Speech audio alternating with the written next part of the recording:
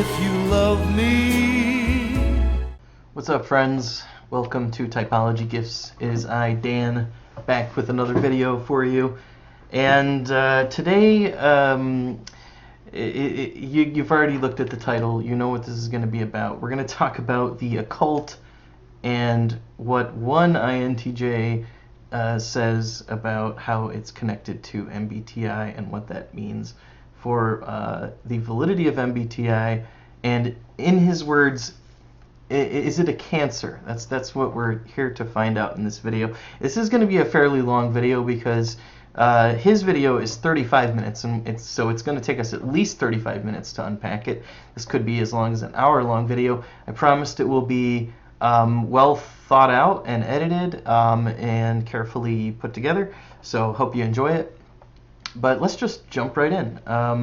I'd like to start out by referencing real quick a bit of information that I put into a previous video. I made some charts I made a chart about evidence, and I wanted to just share that right now because I feel like it's relevant. I'm going to adjust my webcam here. This is a quote by Isaac Asimov. "I believe in evidence. I believe in observation, measurement, and reasoning confirmed by independent observers. I'll believe anything, no matter how wild and ridiculous, if there is evidence for it. The wilder and more ridiculous something is, however, the firmer and more solid the evidence will have to be." I think that's a fair way of seeing life. So, you know, this is just to recap what was in the previous video. Weak evidence, mostly based on pattern recognition of personal experience, tribal knowledge, theology, misinformation or disinformation. It's highly interpretive with few checks and balances. And strong evidence is mostly based also on pattern recognition, but of observable data and experimentation. It's interpretive as well, but with checks and balances. And then here I've put together a kind of spectrum. I'm going to move my face around.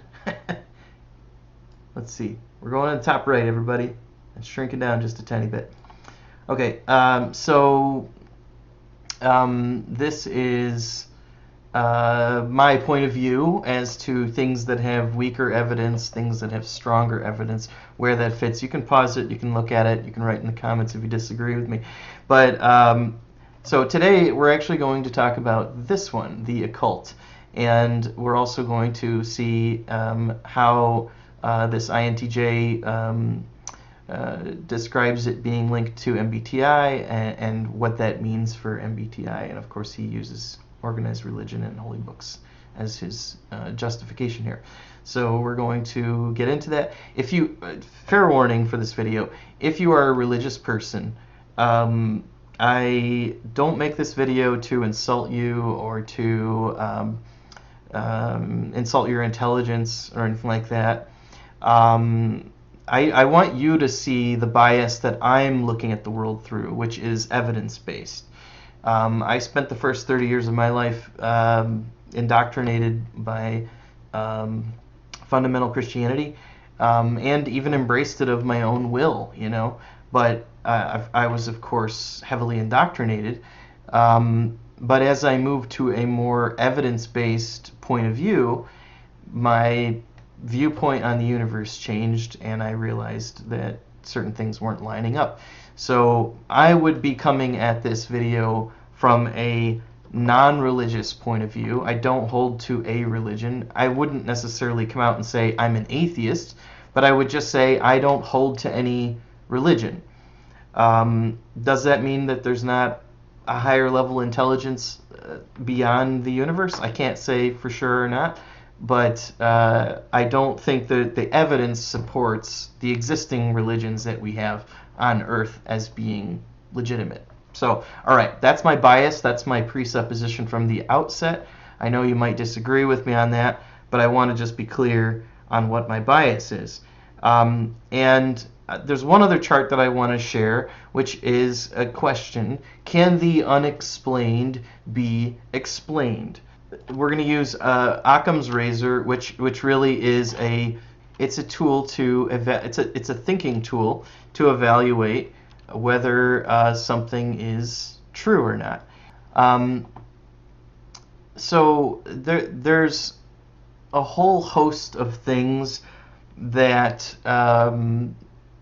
can't be easily explained, that people bring up and talk about. So you have things like the voice of God or the devil, paranormal events, religious experiences, demon possession, divine or satanic intervention, magic, divination, astrology, tarot card readings, seances, talking animals, alien abductions, miracles. These are mystical occurrences, but unfortunately they have weak evidence. They're not well documented because there's not a lot of evidence that these things are true.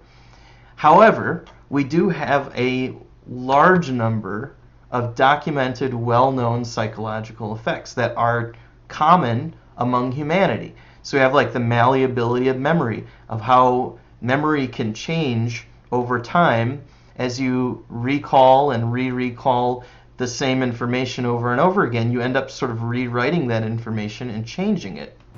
Lenny, you can't trust a man's life to your little notes and pictures. Why not? Because your notes could be unreliable. Memory's unreliable. Ah, please. No, really. Memory's not perfect. It's not even that good. Ask the police. Eyewitness testimony is unreliable. The cops don't catch a killer by sitting around remembering stuff. Right. They collect facts. That's not what I'm They saying. make notes and they draw conclusions. Facts, not memories. That's how you investigate. I know. It's what I used to do. Look, memory can change the shape of a room. It can change the color of a car. And memories can be distorted. They're just an interpretation. They're not a record. And they're irrelevant if you have the facts.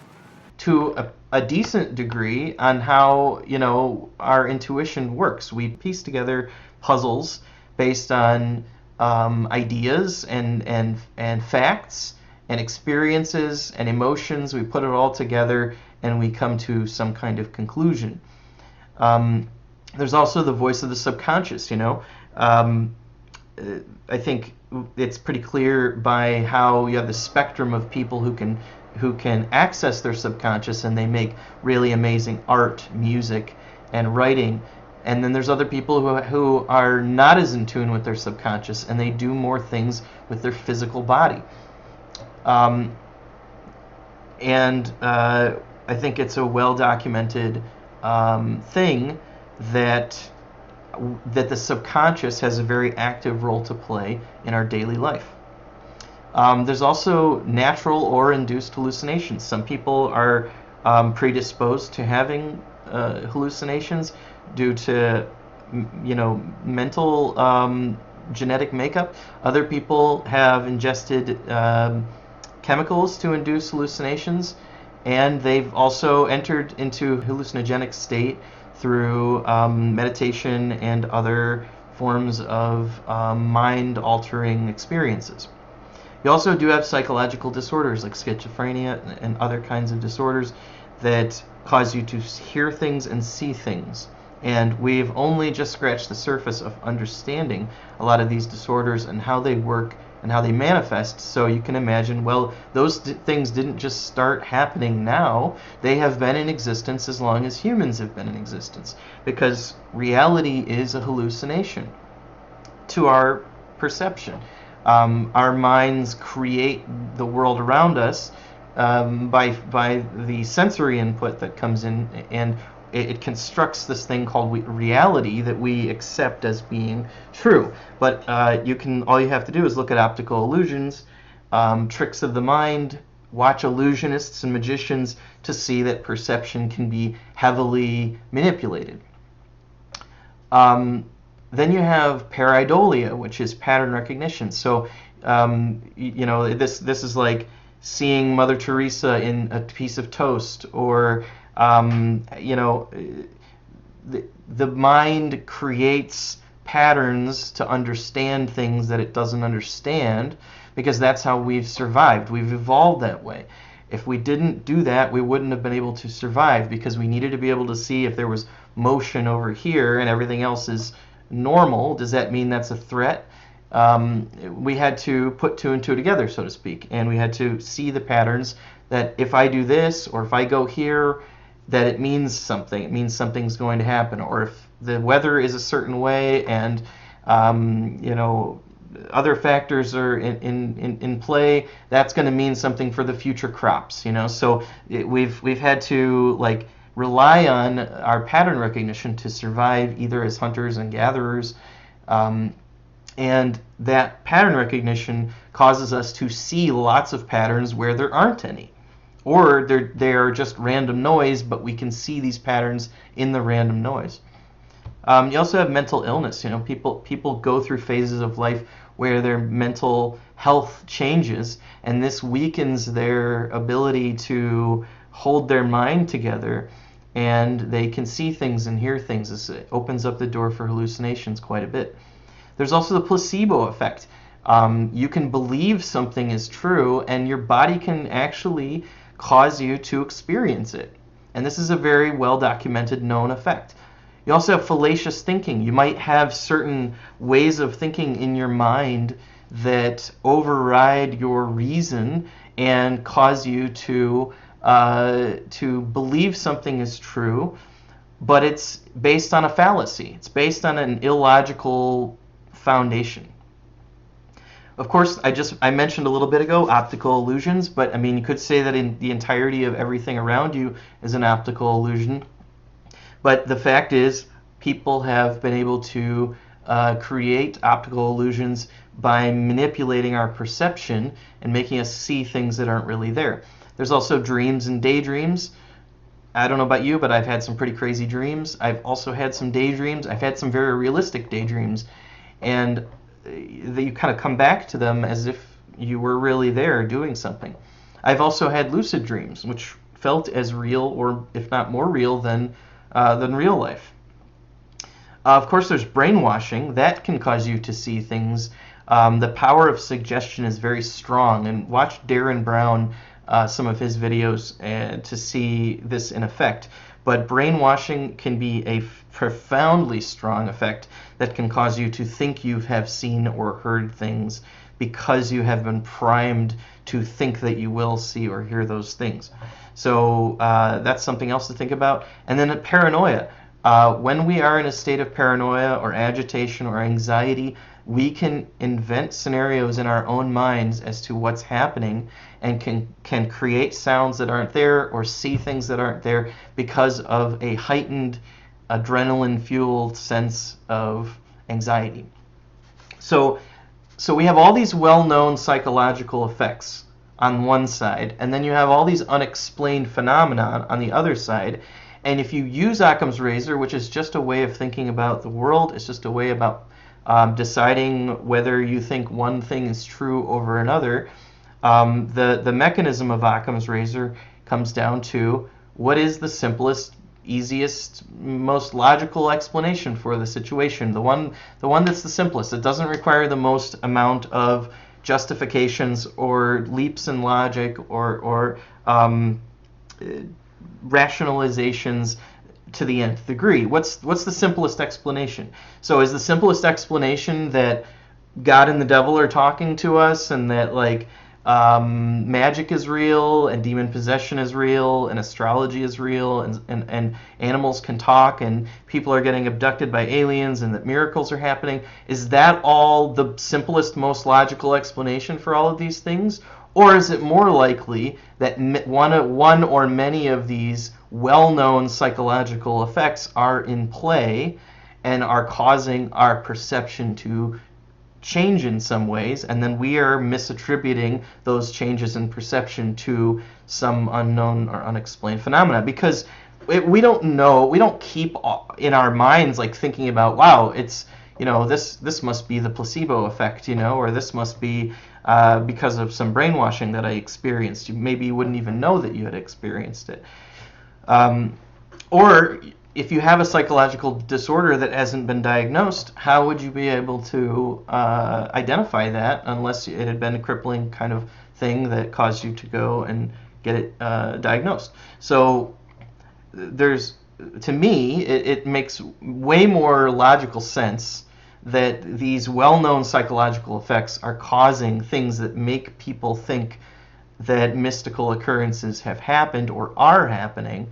And I have experienced, even in my own life, things that I thought were mystical or in some way spiritual, but I can also look at other realms of humanity and see people having these kinds of mystical and spiritual experiences about completely unrelated things that don't have anything to do with religion. So what I realize by looking at that is I realize, oh, these kinds of experiences are common to all humans, and they can happen in a religious or non-religious context.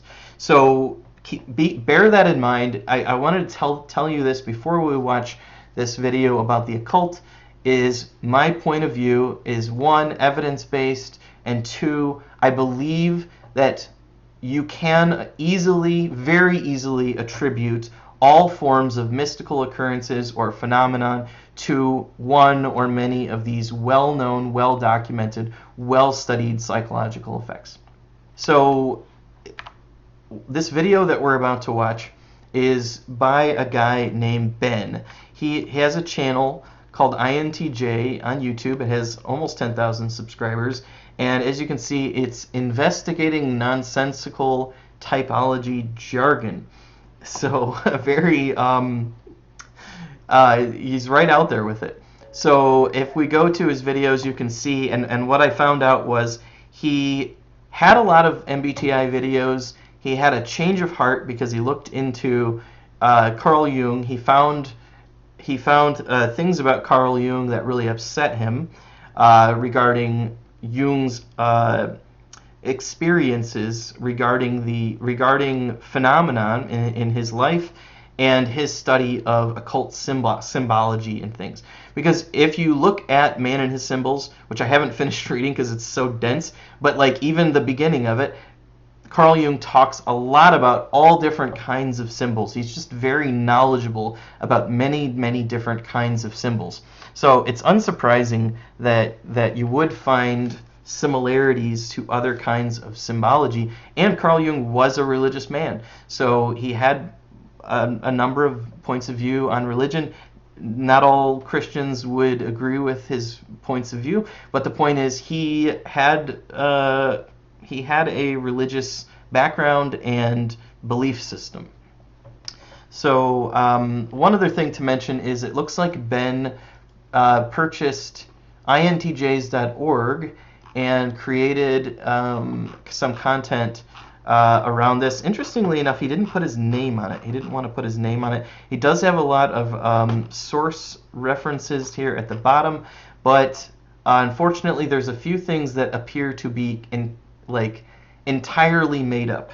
One of them is this Enneagram symbol as the Ouroboros. I'm not going to say that too well, but I did a Google search on this. This is the only image of this. This is the only time this image appears on the internet. The rest of them are just regular examples of the Ouroboros. So Ben created this one image to say that the Enneagram was originally placed within the Ouroboros. He doesn't offer any kind of citation on that, and I'm led to believe that he created this image from scratch. So I'm not saying everything else that he has to say is wrong because of this, but what I am saying is if I can find something like this, this throws my entire point of view about him and about how his, let's say, handling of the truth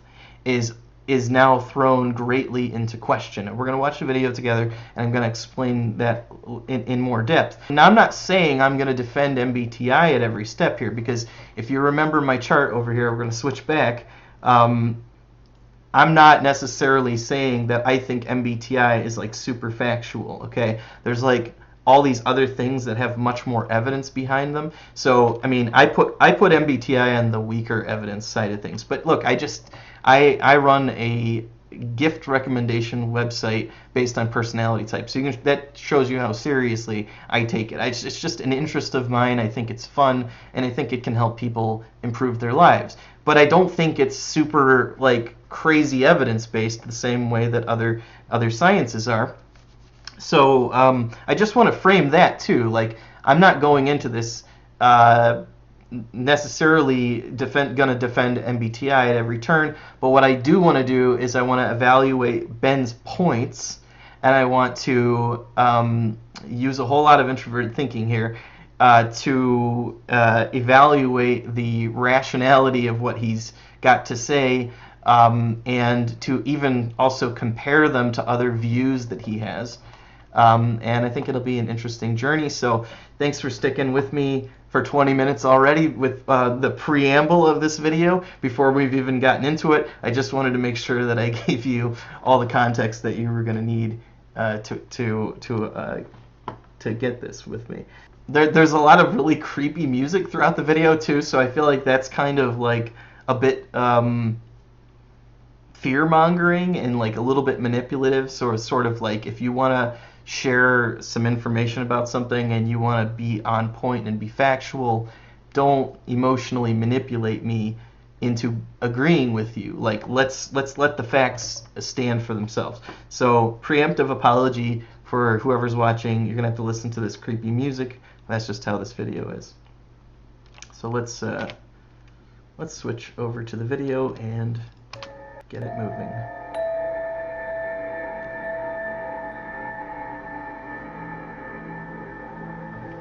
It's King James Version, by the way, which is the fundamentalist version of the Bible.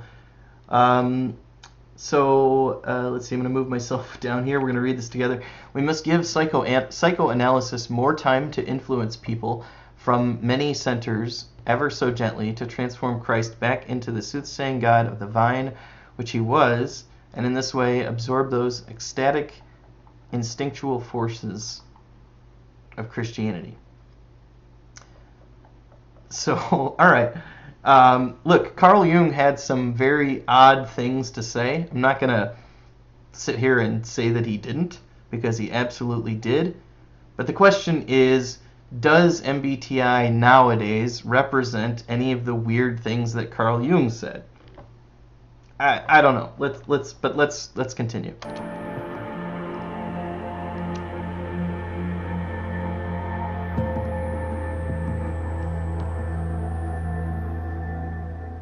Most of you are familiar with the Myers-Briggs Type Indicator, a personality assessment based on Carl Jung's theory of psychological types. But could Jung's theory contain a hidden religious agenda?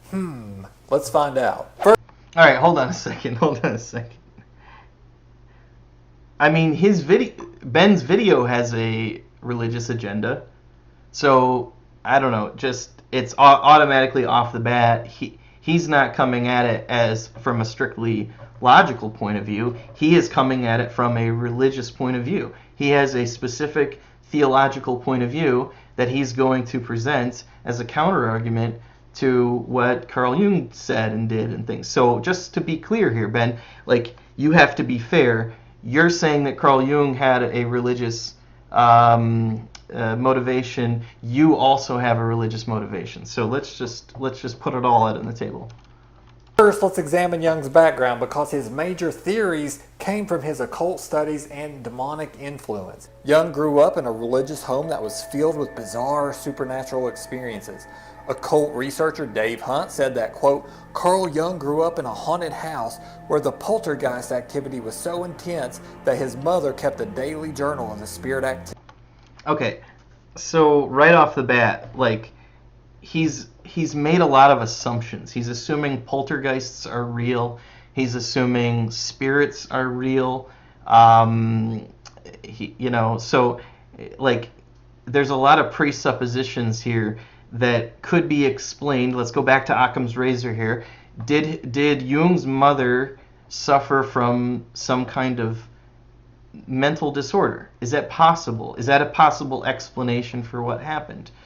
I would imagine, back then, with even less understanding of the mind and not having pharmaceuticals and therapy and other things, that people's minds were probably in much worse state. And they didn't have as much stimulation as they do now. So what do we know from isolation, from being in isolation the mind hallucinates and starts to create things that aren't there. So I just wanted to mention that.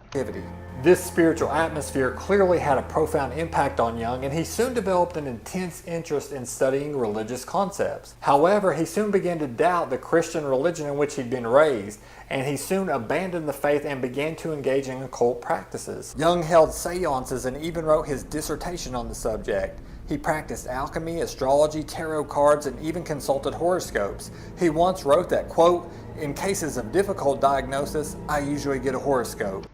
All right.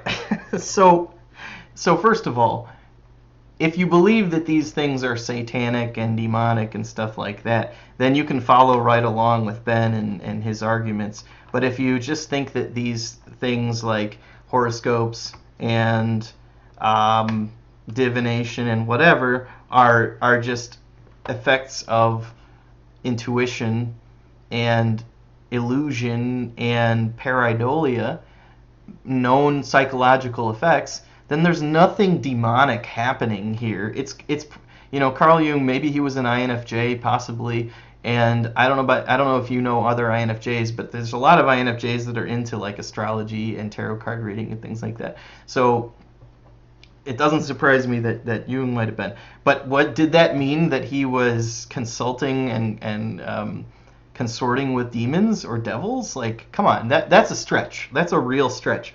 He was probably interested in those things because they're a way to use your intuition to find answers that you weren't normally seeing or thinking of, And I think that's really what's happening when people are reading tarot or they're seeking out fortune teller or something like that. I think either you're using your own intuition, or I think the other person is using their intuition to analyze what's happening in a subconscious kind of way, and that's how you can get to information that may seem surprising or kind of out of nowhere. As you can tell, Carl Jung was a very scientific man. It's just dripping with sarcasm. So, I mean, it's hard to take you seriously, Ben. Sorry. I mean, when you got to take this stuff kind of a little bit more seriously if you're going to be this critical. I Ching divination method was also vital to Jung. In fact, this is still taught at most C.G. Jung institutes today, as evidenced by this course description. Quote, "It provides intensive teaching, individual attention, and small group work with what Jung called the whole practical use of the I Ching that he felt was a basic and necessary part of his psychology." So the basic and necessary part of this man's psychology is an ancient Chinese divination method? Yeah, let that sink in. Okay, I'm letting it sink in. It's sinking in.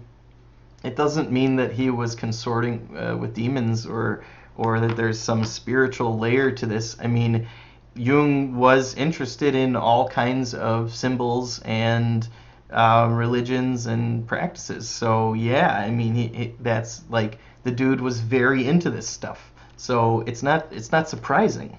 But Carl Jung received his greatest insights from his trusted spirit guide named Philemon, who would sometimes address Carl Jung as Christ. Considering Jung's background, you can now understand that he got many of his concepts for his theory of psychological types from Eastern mysticism and through his occultism. First, consider how Jung took the four functions and arranged them as pairs of opposites. Intuition opposes sensation, and thinking opposes feeling. So if you have intuition as your dominant function like INTJs, then you'll have sensation as your inferior function. But why did Carl Jung arrange the functions as pairs of opposites like that? Because that's what the spirits told him to do.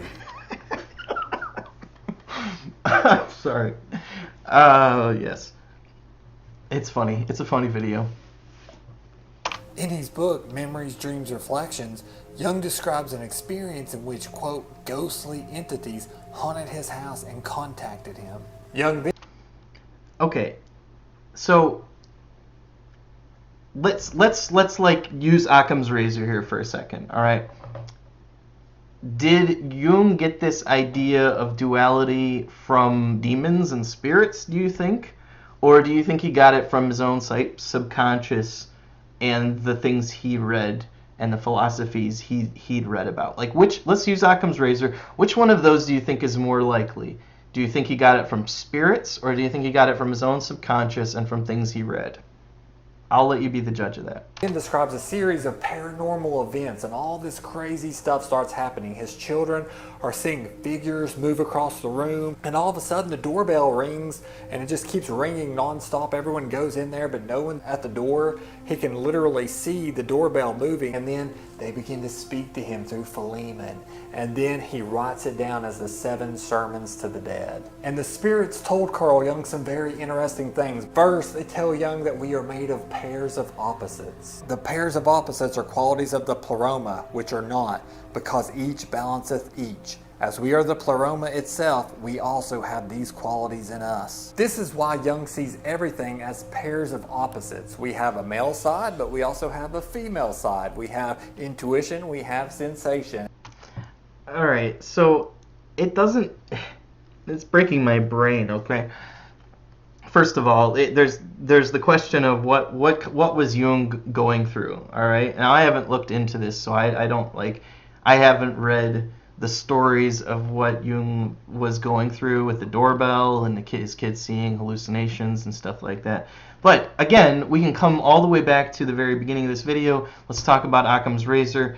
Is it more likely that he was seeing like spirits and demons, or is it more likely that let's say in the case of the doorbell, that there was an electrical malfunction because this was 100 years ago and there were not codes the way that there are now regarding electrical wiring? Why did his kids see shadows? Is it possible that there was a burglar or someone in the house that caused them to become upset? So I'm not saying that those are the explanations for it, but I'm saying it's way more of a logical leap to say that it was spirits than it is to find any number of 1,000 other explanations for what could have been causing these things to happen. And clearly, Carl Jung was troubled and having anxiety by these sort of hallucinations that he was having. So did he suffer from some kind of mental illness? I don't know, but that's certainly a more plausible explanation than the idea that he was visited by spirits or demons or something like that. And it's also a more plausible idea that he came to these conclusions about pairs of opposites for very logical reasons than necessarily demon gave him the ideas. Now, he might have written them down because he hallucinated something, but is it more likely that he hallucinated Philemon, if that was really what happened, or that there really was some demon named Philemon who was talking to him, whispering evil things about man is, has dual natures and stuff? Like, what possible logic does that make? What sense does that make? So I think it's more likely that Jung did a lot of reading and a lot of thinking and used his subconscious quite a bit to have a lot of ideas about how he thought the mind worked, and then he wrote them down.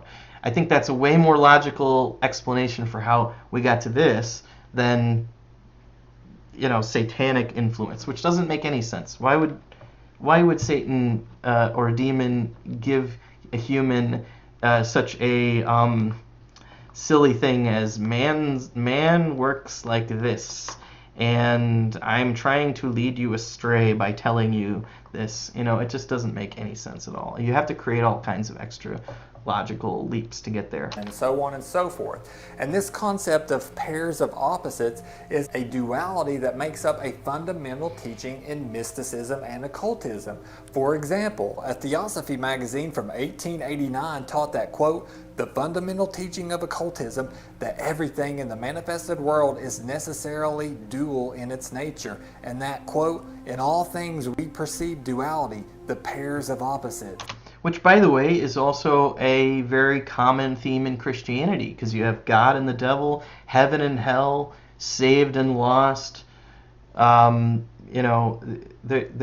a lot of duality in the Bible, and there's a lot of numerology in the Bible. A lot of different numbers, 3, 7, 12, get repeated over and over again and used in different ways. So I don't know what to say, man. Like, Christianity does the exact same thing that you're saying occultism does. So he could have just as easily gotten the concepts of duality from anywhere. And even if it was from the occult, that doesn't necessarily follow that the occult is real, or that spirits are real, or that demons are real, or that anything paranormal happened. And Baphomet, a favorite symbol among Satanists today, represents the reconciliation of opposites. Okay, so I've seen this, so I know what he's gonna do, and he's gonna he's really going fast. Like, he's going through a lot of information really fast. So there's almost no chance for the mind to catch up and be critical about some of these things. Okay, but I get where he's going with this. But there are many comparable beings in Christianity that are equally complex and confusing and symbolic, that represent different aspects of reality. So it seems silly to me to attribute these things to any kind of otherworldly thing, when really all of these symbols come from our subconscious. They really come from our background processes that see the world in this kind of way. I mean, this drawing, it taps right into the subconscious, because you can see that, like, there's the third eye being represented sort of here, and this probably representing life or virility, something to that degree. But well, let's keep going. It reconciles male and female into one gender. It reconciles man and animal. It points up and down, reconciling the cosmic forces with our own worldly forces. It reconciles light and dark, justice and mercy. And the third eye pentagram represents the reconciliation of the four elements with the mysterious fifth element, spirit or the astral light. And it points up to the torch of illumination, which one supposedly experiences when the astral light is produced by the reconciliation of the opposites. Interestingly, Eliphas Levi, the man who created the symbol, also said the symbol represented the perfect social order that is supposedly found in socialism. Okay. All right, here's where he starts going off on socialism. So this part is just, you know, he's gone completely off the rails now. So it's like he's trying to trigger all the hot buttons that fundamentalists don't like. You know, so we've the idea, he mentions finding social equilibrium between rich and poor as a bad thing, that's an evil thing. Like, why would you seek to reconcile between rich and poor? But socialism is not an evil thing, okay? Let's just throw that out there right now, okay? Socialism itself is not an evil thing. If you look at the Nordic countries, Finland, Sweden, Norway, Denmark, Iceland, you have 5 countries. They are all different in many ways, but there is one very strong common factor. These 5 countries all have very competitive free market economies, and in every international ranking, they are among the top nations in that respect.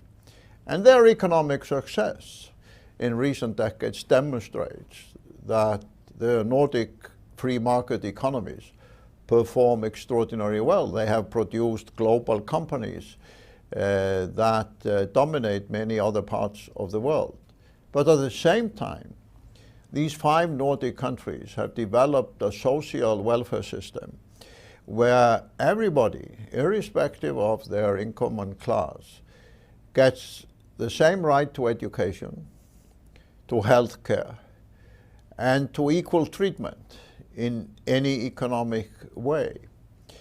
This coexistence of a social welfare society where the right to education and health care is equally distributed throughout society is one of the pillars of our economic and business success.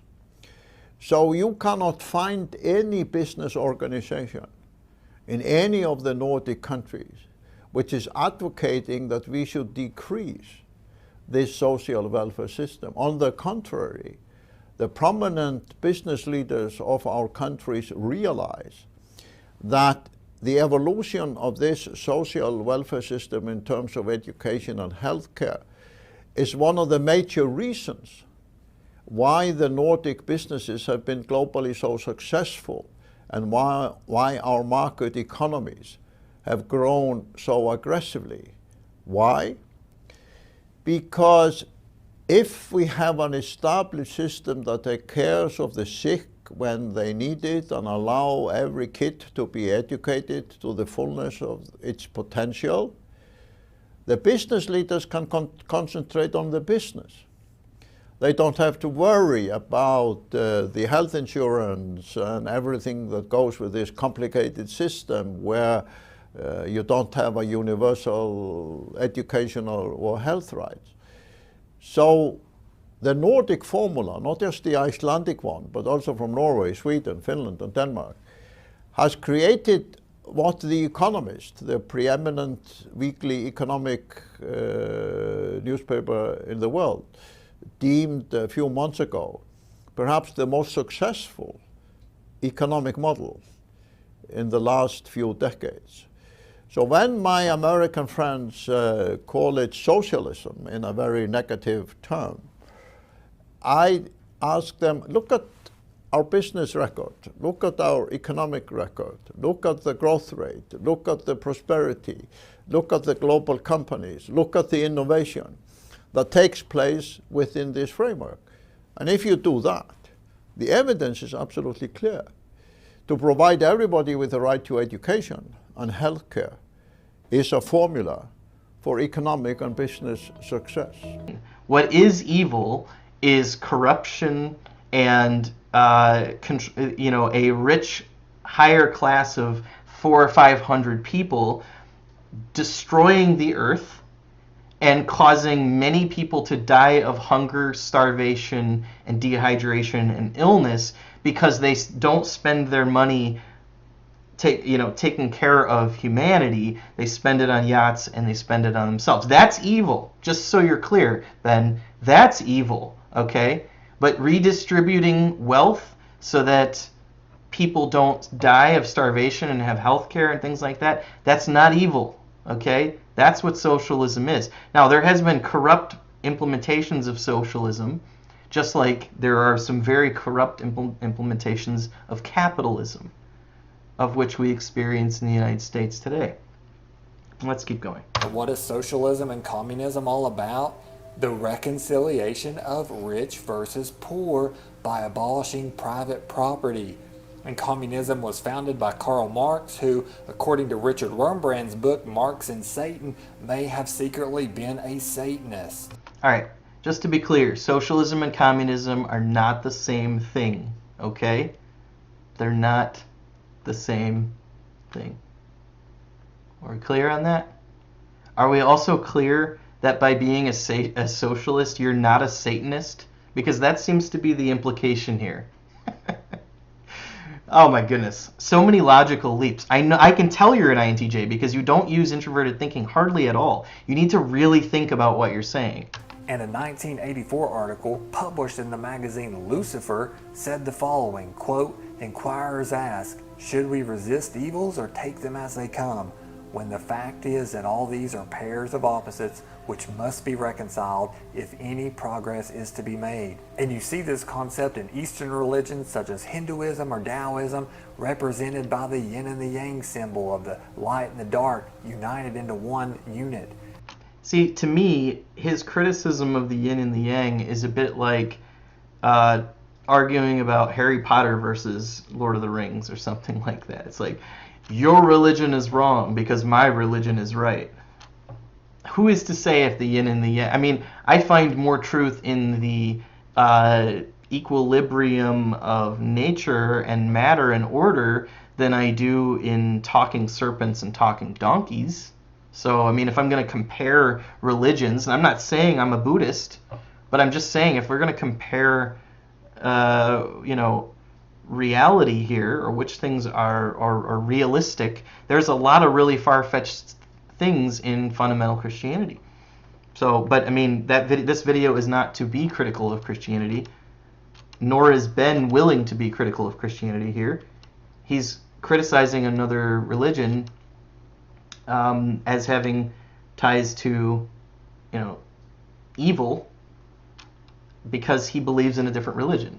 And that's the whole point of reconciling the opposites. Evil is no longer evil because it cannot exist without good, and therefore they are just two extremes. In fact, you need to recognize your evil side and integrate it with your good side in perfect harmony.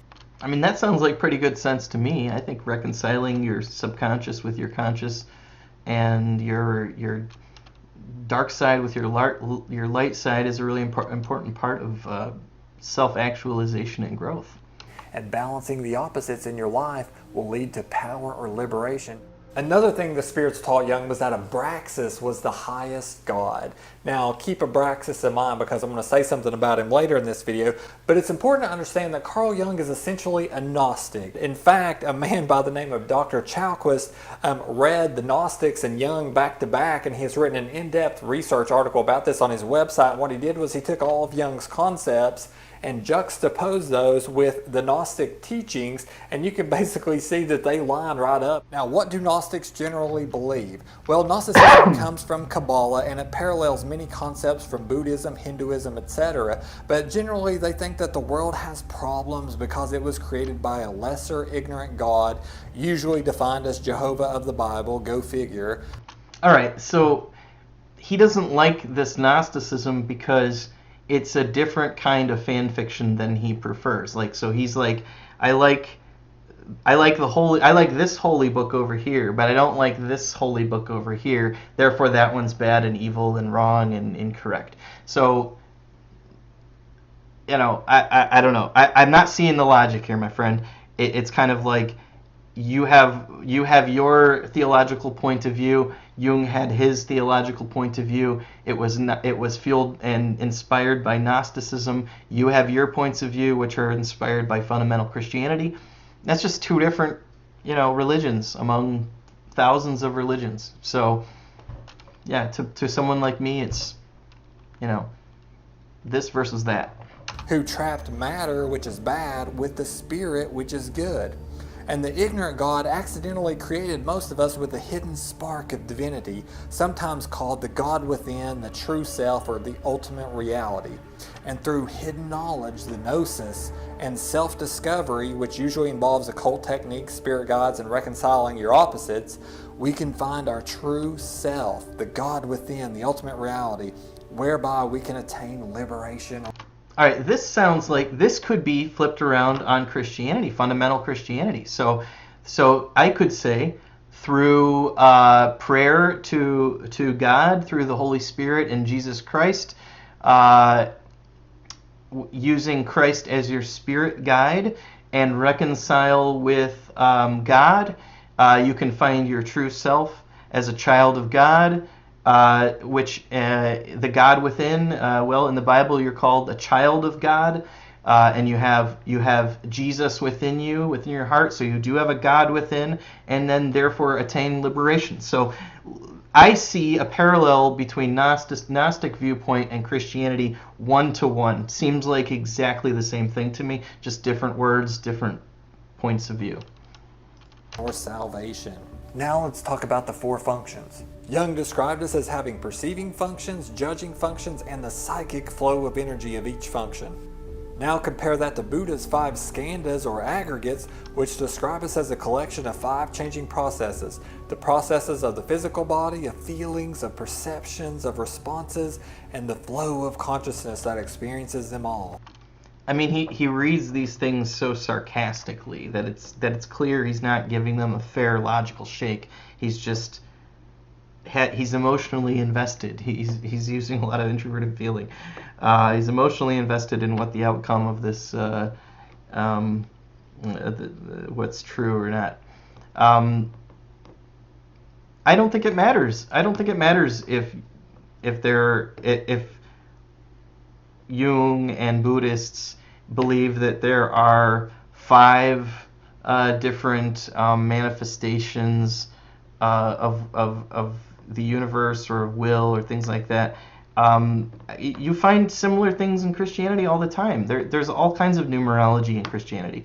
I mean, if you Google Bible and numerology, you will find so much, and there are so many different aspects of numbers in the Bible. It just so happens that that numbers like 3 and 7 and 12 get used much more often than 5 does.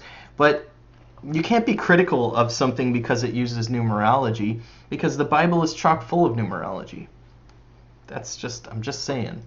Jung even wrote a letter in which he correlated the skandhas to the 4 functions. But here's where it gets interesting, because Jung said that we have these 4 functions that come in pairs of opposites, and that there's tension between the functions, there's tension between the opposites. But when we begin to balance our functions, then a 5th function emerges. And you don't really hear about this 5th function very much on typology channels and so on. But the 5th function is called the transcendent function, and this unites the opposites together. Now, so to me, that just sounds like becoming a whole person. I mean, I think what that idea means is you are exercising all parts of your personality consciously and subconsciously in a more balanced way, and not becoming too extreme and dependent on one way of thinking. You're more open-minded. You're more open to what the subconscious is telling you, and I think that's the closest thing that we can get to transcendence, where we have a very close understanding with our own subconscious, and we are our true self. So it sounds good to me. It sounds fine to me. Where does this concept come from of having 4 functions that are united together with a 5th function? Where does that come from? That has been the foundation of occultism for thousands of years. It's called the classical elements, or elementalism. One occult website noted that if you're a newbie to occultism, you, quote, may want to begin with the 4 elements, as they provide a general overview of the occult. Now, let's use Occam's razor here. Which is more likely? That the 4 or 5 elements are some kind of evil thing that brings about satanic influence and demon possession, or that a demon is going to come and talk to you? Which of those is that more likely, or is it more likely that humans really like symbols and really can like to pass on knowledge through symbols, because symbols are information rich, and they have a lot of meaning packed into them? So doesn't it make more sense that as humanity has evolved out of the soup and initially had a more pictographic form of communication, symbols, that a lot of their points of view would have evolved out of that symbology, and that the earlier religions and the earlier points of view would have been more deeply rooted in symbology? It makes sense to me. I mean, I don't know. That's not a crazy supposition. So using Occam's razor, is it more likely that that's true, or is it more likely that this is a demonic, satanic, evil thing that's gonna open influence to demons in your life or something like that? I don't know. It just, Occam's razor says no. It's the first one. That's my point of view. And the idea is that all structures are comprised of 4 classical elements, which can be balanced and united by a mysterious 5th element, sometimes called quintessence, ether, void, or spirit. In astrology, the zodiac types are grouped into 4 main element categories, which correlate to 3 zodiac types. And as you saw at the very beginning of this video, you saw whether I think there's enough evidence behind astrology or the zodiac to call it worthy of it's calling it factual. So I mean, it doesn't really matter, I guess. It doesn't really matter if typology has any connection to something that isn't all that factual, because you know, that's just the reality. It's just that there's a lot of people who are really interested in both astrology and typology because there's a lot of symbols. There's a lot of interesting things you can read into it. And I think that's part of what this element, the appeal of the elements is there's a simplicity to it. You go earth, water, fire, air. Oh yeah, that makes sense. I mean, the reality is there's many more elements. None of those are elements. There are elements on the periodic table. There are scientific elements. These are, simplifications. They're just symbols that early man used and found appealing to think about. So, in a time without the internet, in a time without books and widespread travel, these kinds of ideas were very interesting and attractive. They were the best explanation people could give for any kind of thing that was happening because the nature around humanity seemed to have a personality. So you would attribute, there's the sun god and the moon god and all these different things because you were seeking out patterns. Or triplicities. The free ebook titled 4 Temperaments, Astrology and Personality Testing notes that, quote, the 4 elements were considered to be unstable and in tension with each other. It was believed that the 5th, though not seen, keeps the other elements bound together, though never in perfect balance. Yet the quintessence itself was thought to be the perfect balance. And the pentagram, a symbol associated with satanic rituals and occult practices, is often depicted as representing the 4 elements, with spirit or quintessence being the mysterious 5th element that reconciles the elements together. Many occult practitioners teach that developing your elements, just like developing your functions, will allow you to cast more powerful spells or contact more powerful spirits, which are represented by each of the cardinal points of the pentagram. So which is more true? Which do you think is more likely? Do you think it's more likely that the pentagram is a real, actual satanic thing that actually really causes satanic influence, or do you think that it's in people's heads and that they believe it and that they put it forth as a point of view, just like Christians have crosses and other religions have, and the yin yang we saw earlier? How is the pentagram any different from a cross or a yin yang? It's just a symbol. It means some things to people who believe that, and it has a background behind it. Does that mean that it's infused with some kind of spiritual or miraculous or evil or demonic thing? No, I mean, that's not the most likely explanation. So I just think it's meaningless. It doesn't really matter if Jung believed in the 5 elements.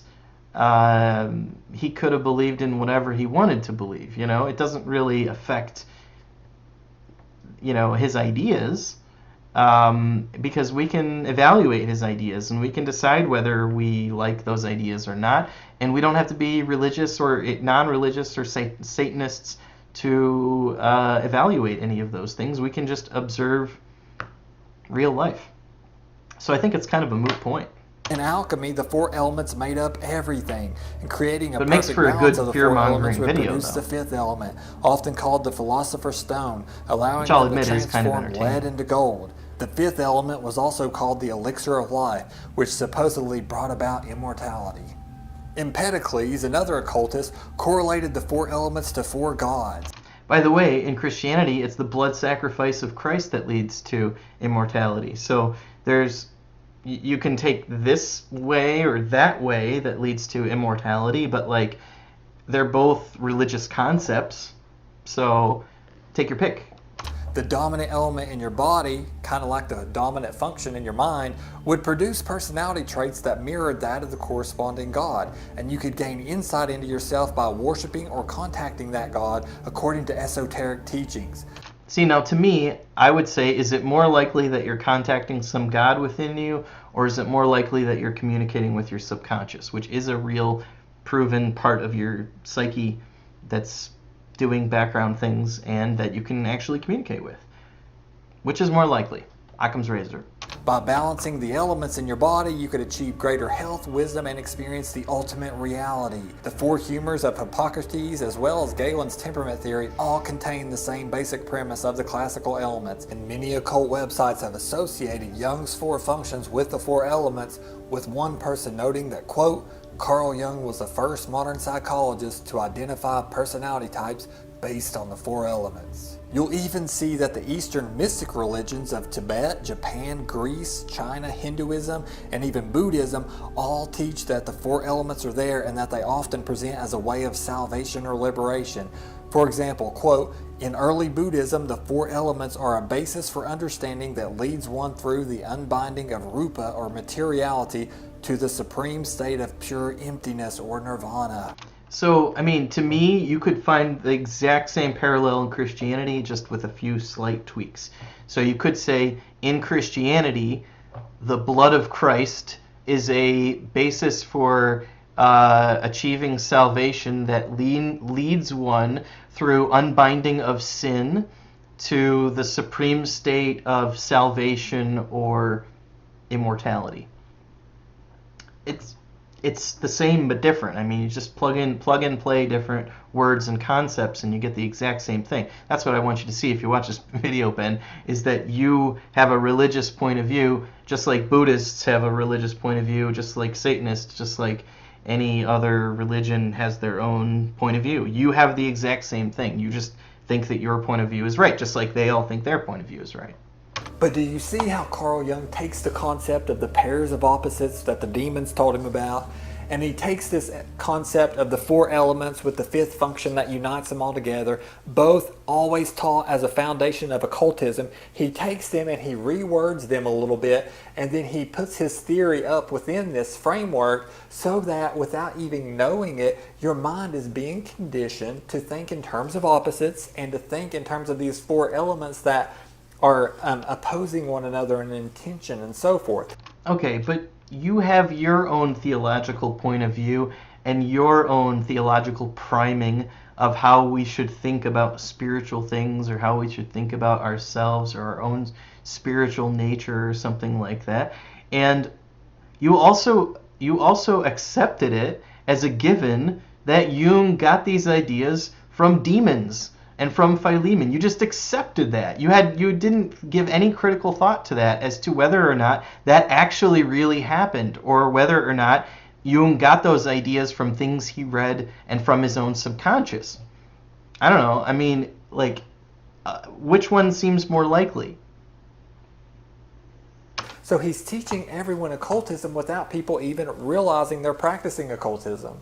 Okay, by the way, there's a lot of things in Christianity that are also lifted from other religions and from paganism and things like that. So if you want to talk about roots, you know what I mean, you could make a whole video about that, and I'm sure there are plenty of them on YouTube. So I don't think it's fair to to hold Jung in condemnation when Christianity also pulls from a lot of other types of religions. Now this brings me to the third thing that the spirits taught Jung, which is that unless we distinguish ourselves, we are, quote, given over to disillusion into nothingness, and that we must become distinct, a process they refer to as the principle of individuation. Now what's interesting here is that it's interesting how Ben is against the idea of individualism, individuation, or finds criticism in that idea, because that is something that Christianity seems to be against, is the idea of the individual, or the idea of individualistic thinking. They want conformity. They want you to conform to their points of view, listen to the pastor, listen to the sermon, listen to the theology, and don't think too critically about it. So it makes sense that he would see this as a negative. And the concepts of reconciling your opposites and individuation become so central to Carl Jung's theories that basically he spends the rest of his career fleshing them out. In fact, his book is not about psychological types so much The full title of the book is Psychological Types, or The Psychology of Individuation. And that's what all this personality stuff is really about. It's about reconciling your opposites and Carl Jung's concept of individuation. Because you see, Carl Jung, he doesn't really care about going around typing people. Carl Jung is a clever salesman because every clever salesman knows that if you want to sell a product to a buyer, you have to create the need in the buyer's mind, and then you sell them the product.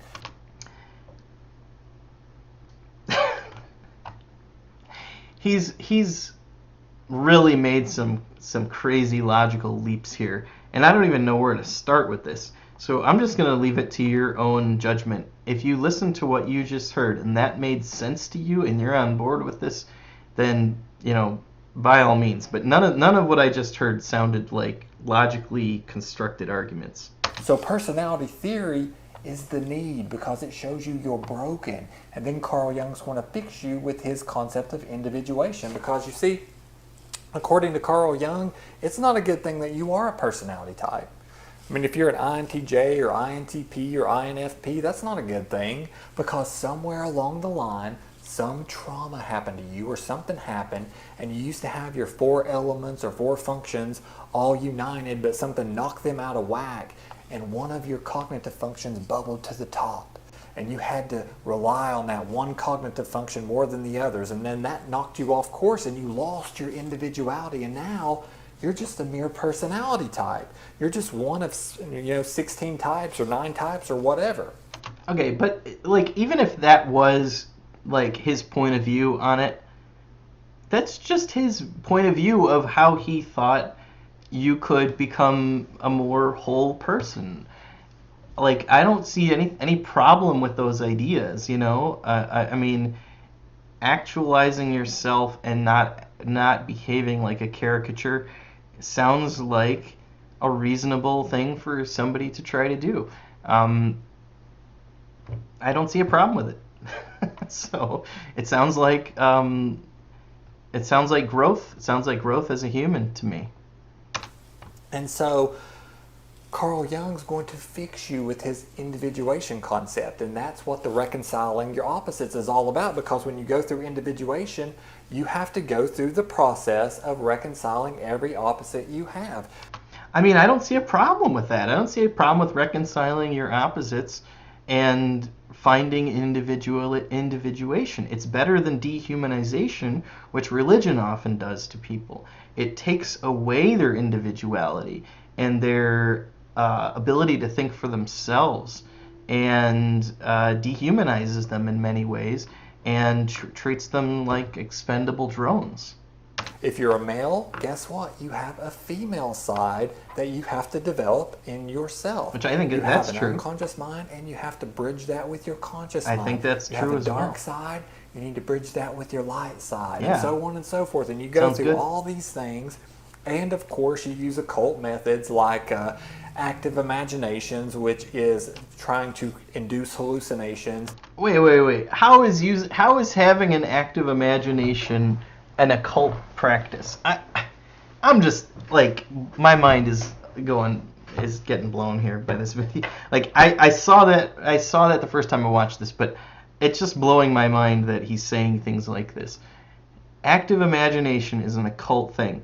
I mean, I can understand how some Christians would believe that, because there's a very anti-creative kind of point of view, and it's individuality. I mean, as soon as you start to be too creative and start to think too critically, you start to become an individual, and you no longer fit within the adherence. You're not a good little drone anymore. You're starting to stand out too much. So I can see why he'd be against that, I guess. But I don't agree. You might come into contact with spirit guides to show you your true self, and dream interpretation, and all these occult techniques that Carl Jung would encourage people to use. And if you go through individuation right and do it the right way, then you win the grand prize. You become whole. You find wholeness, and you find the God within, and you find out that in fact you are God. As one No, that's, I mean, those techniques, though people might be religious in seeking out spirit guides and things like that, like, I think that's just talking to your subconscious. Like, let's use Occam's razor. Like, this is the logical device that Ben does not know how to use. So Ben, read up on Occam's razor, please, if you're watching this video.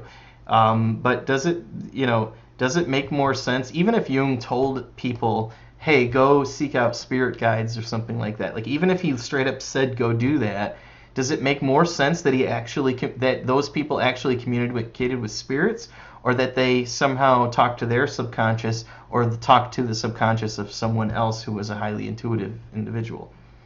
To me, it makes more sense that they're not actually talking to spirits. One person put it, Jung's individuation, quote, is a journey to meet the self and at the same time to meet the divine. Jung himself wrote that the self might equally well be called the God within. Dr. Jeffrey Satinover is a psychiatrist, physicist, and former president of the C.G. Jung Institute in New York, and he said the following, quote, Jung blended psychological reductionism with Gnostic spirituality to produce a modern variant of mystical pagan polytheism in which the multiple images of the instinct, his archetypes, are worshipped as gods. Okay, but doesn't Christianity have the Trinity, which is a kind of pseudo-polytheistic thing, which are worshipped as gods? Can't you just plug and play Gnosticism or Christianity, whatever you'd prefer? Now, Christians, fundamentalists would say, no, we're monotheists. We're monotheists. Okay, all right. You're monotheists with a three-part God. Okay, got it. Each one's unique and each one is an individual, but there's only one God. All right. Let's do more like mental jumping jacks over that one. Dr. Richard Knoll is a psychiatrist, scholar, professor, and the author of the books The Young Cult and The Aryan Christ, and he exposed just absolutely crazy stuff about Carl Jung, and his book won an award. I think it was even nominated for the Pulitzer Prize, and in an interview, Knoll described an experience in which Jung became deified by Salome. He said that, quote, Jung himself admitted this was a deification experience and that it was absolutely essential for any personality transformation. Jung thought that you had to have the experience of godlikeness, of self-deification, of literally becoming a god, experiencing yourself as God. And so to me, like, you could replace the word God here with an individual. You know what I mean? You could, like, if I just replace the word here, Jung thought that you had to have the experience of individuality, of self-deification, of literally becoming an individual, experiencing yourself as individual, and Jung was there to teach people how to do that. So to me, when I hear, like, Ben can play the creepy music and can draw attention to how this quote is referring to God, and then your fundamentalist ears will hear that and say, oh, this was a false religion of some kind or something like that. But to me, it just sounds like him using religious terminology to explain finding your own individuality and self-actualization. There's some people who have problems with dissociation and derealization and don't feel like people and don't feel like humans even, and they need a great deal of psychological help to activate as people, as individuals. So it sounds like a pretty positive experience, honestly. It sounds like Jung was helping people. So Ben, I don't know why you're critical of Jung helping people, but I know it's not in line with your point of view on your particular theology. So I don't know, creepy music notwithstanding, I think you're sniffing up the wrong tree here. Jung was there to teach people how to do that. Jung even revealed his agenda to transform Christ back into the soothsaying God of the vine. And this quote tells me two things. First, Jung knows his theories are antithetical to Christianity, which they are. Second, Jung is a very clever deceiver who operates in a very subtle way. Just look at how strategic he is. He wants his theories to slowly permeate society and supplant the real Christ by demoting him to a mere myth or archetype. You know, that was his point of view. You might not like that, but that doesn't have anything to do with modern typology. That's one guy's point of view. You know what I mean? Like, modern typology is not a religion. It's just people trying to figure out what their cognitive preferences are, you know? It's mostly used for, like, self-help or to better understand your relationships with other people.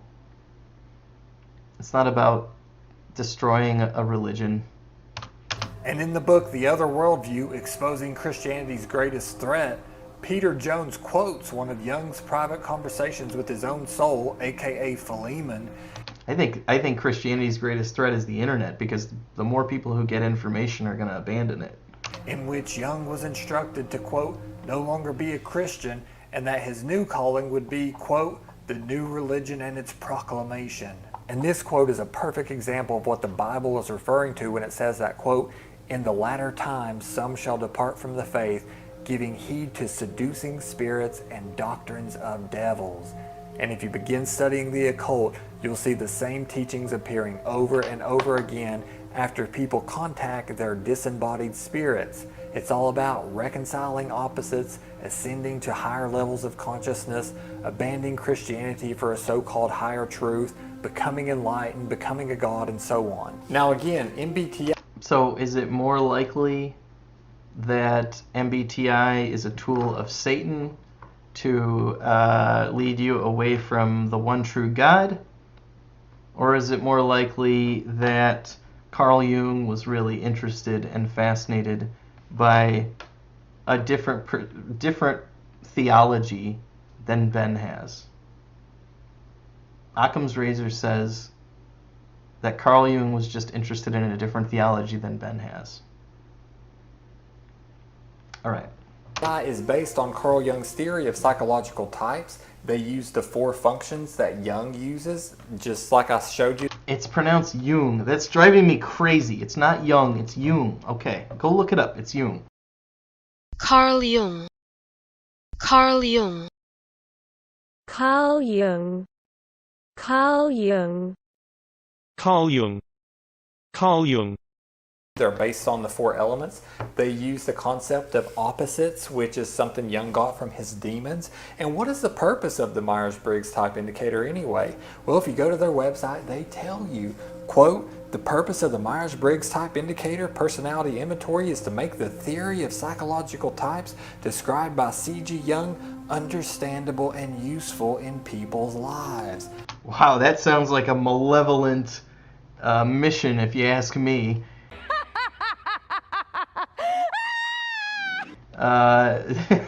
Sounds super evil to help people to lead more useful and better lives.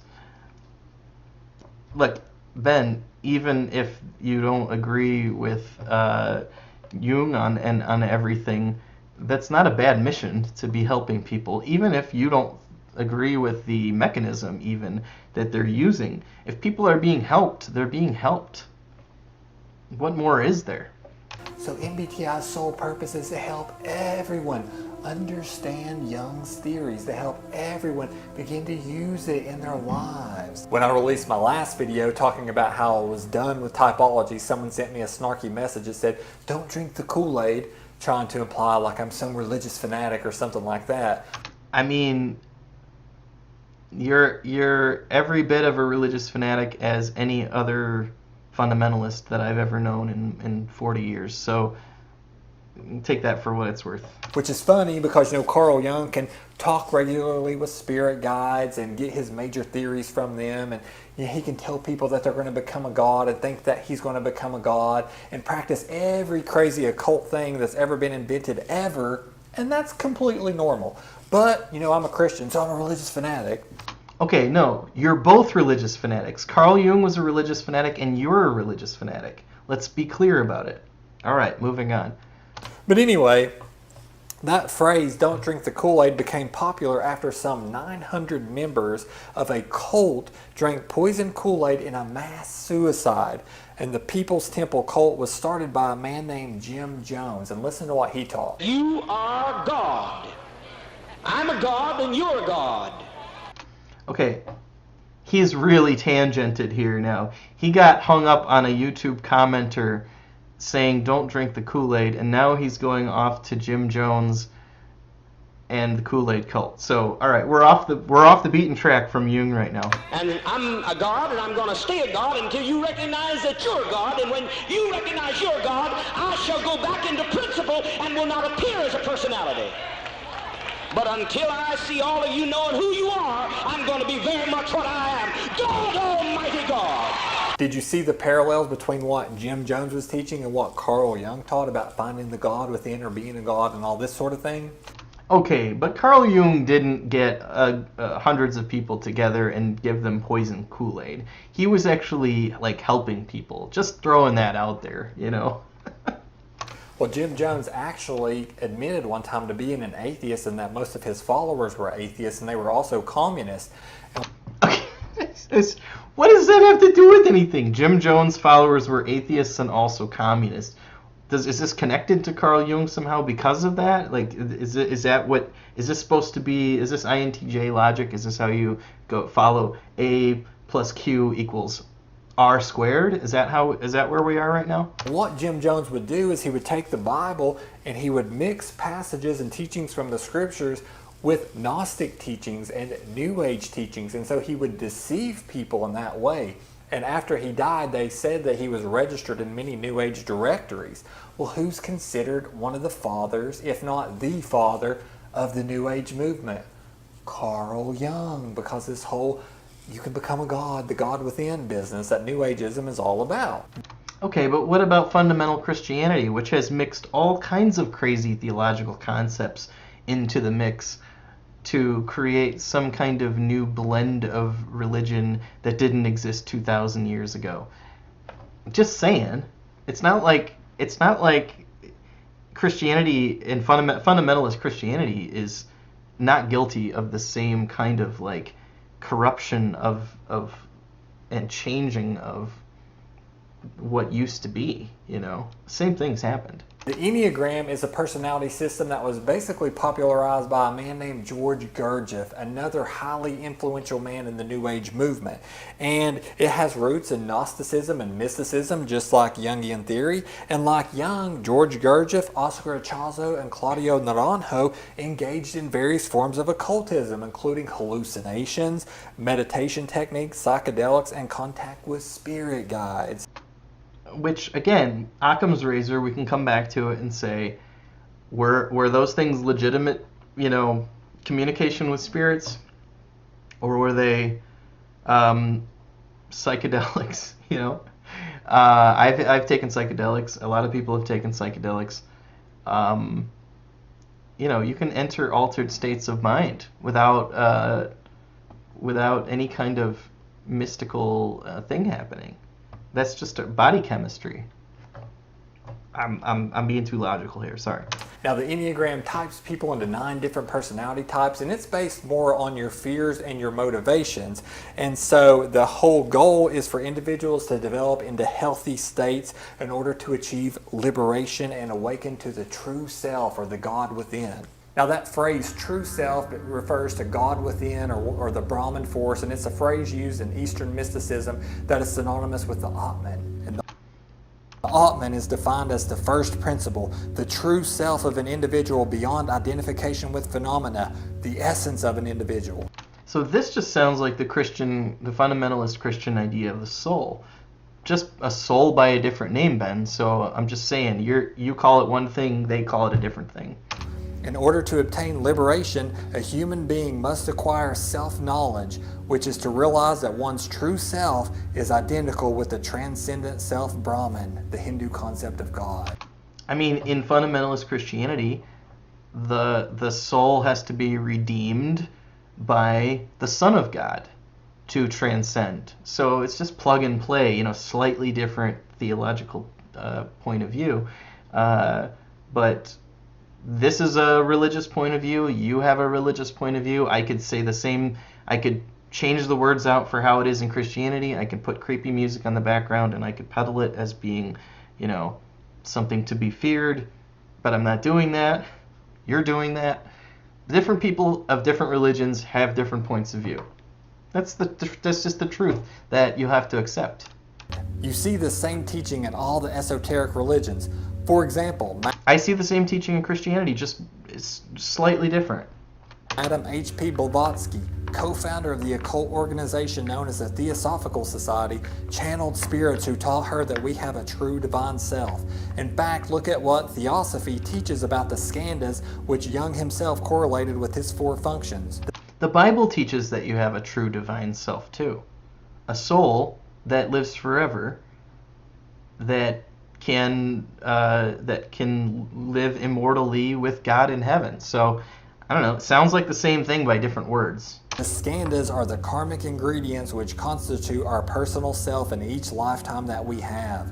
They relate to finite, manifested existence only, and thus not to our true spiritual self, which is literally one and the same in essence and identity as Brahman, the Absolute. So do you see what's going on here with Jungian typology and the Enneagram and all these esoteric teachings? I do, but I don't think I'm seeing the same thing you are, Ben. All are based on Eastern mysticism, Gnosticism, and occult teachings. They try to classify you into a type so they can then provide a program for you to become better with the underlying premise that you have a God within, that divine spark of Gnosticism, a hidden true self that you must discover to achieve liberation or wholeness. So, look, in fundamental Christianity, you just don't have 16 types, you only have 2, which are saved and lost. That's your 2 types in fundamental Christianity, and you can only achieve wholeness or saved with the underlying premise that you have a God within, Jesus Christ, that you must discover to attain liberation. Same exact thing, just fewer types and a different salvation mechanism. But it's the same thing. And they teach you their occult methods. With Jung, it's all about balancing the opposites. Active imaginations, which are hallucinations, spirit guides, and dream interpretation. With the Enneagram, it's spirit guides, meditation, and so forth. It's all the same. And the whole thing is very clever. It's just like rat poison, because you see, when a manufacturer wants to produce rat poison, they know better than to put 100% poison in a block. That's never going to work. No. I don't even know what to say here. Like, if you're going to use this argument, how much poison have you said in this video? Certainly a lot more than 0.01%, 0.0025. And when I say poison, I just mean poor arguments, trying to defeat straw men by saying, your religion is true and some other religion isn't true. It's just a worthless argument. I don't see how you've done anything different than what you're accusing Jung of doing. The rat is going to touch 100% poison. They will smell it and they'll just walk away from it. So what they do is they take 99% food and they put 1% poison in it. Oh my goodness. So then the rat comes up and it smells food. And it takes a little nibble and it tastes like food. So it eats the whole block, and in the process it ingests poison with the food, and that poison ultimately kills the rat. Good metaphor. And that's what... Hey! Ooh, I'm itchy. Itchy, why am I so itchy? Ah! Poison sea urchins! Oh, ow, itch, ow, ow, ooh, it, ow, ow, it, ow, no, ooh, ow, ow, ow, it. This typology stuff does. And Jung would observe... Wait a second. That's what this typology stuff does? I don't see that. I don't follow you, man. Like, the typology stuff really depends on the person. It really depends on how seriously they take it, how lost they get into it. But honestly, it's harmless. It's just people like assigning these concepts to their own behavior to try to understand their own behavior or the behavior of other people. That's it. It's not an evil religion. You don't get satanically possessed by learning that you're an INTJ. It doesn't happen. I'm sorry. I've met other INTJs. Although, could they be satanically possessed?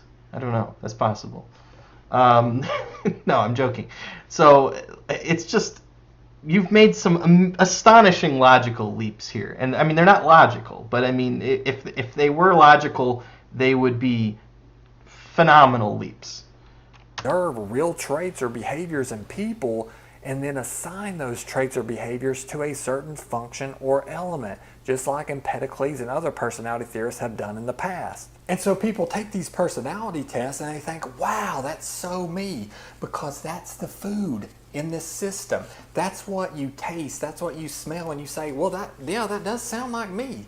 And like I said in my last video, there's a grain of truth to typology, because when you take these tests, you supply information. You say, yeah, I'm a little more this way. Yeah, I'm a little more that way. So that's the grain of truth in all this. Now, keep in mind, it's not that accurate. Most people still can't find their personality types. A lot of people are flimsy on one or two of the dichotomies and so forth.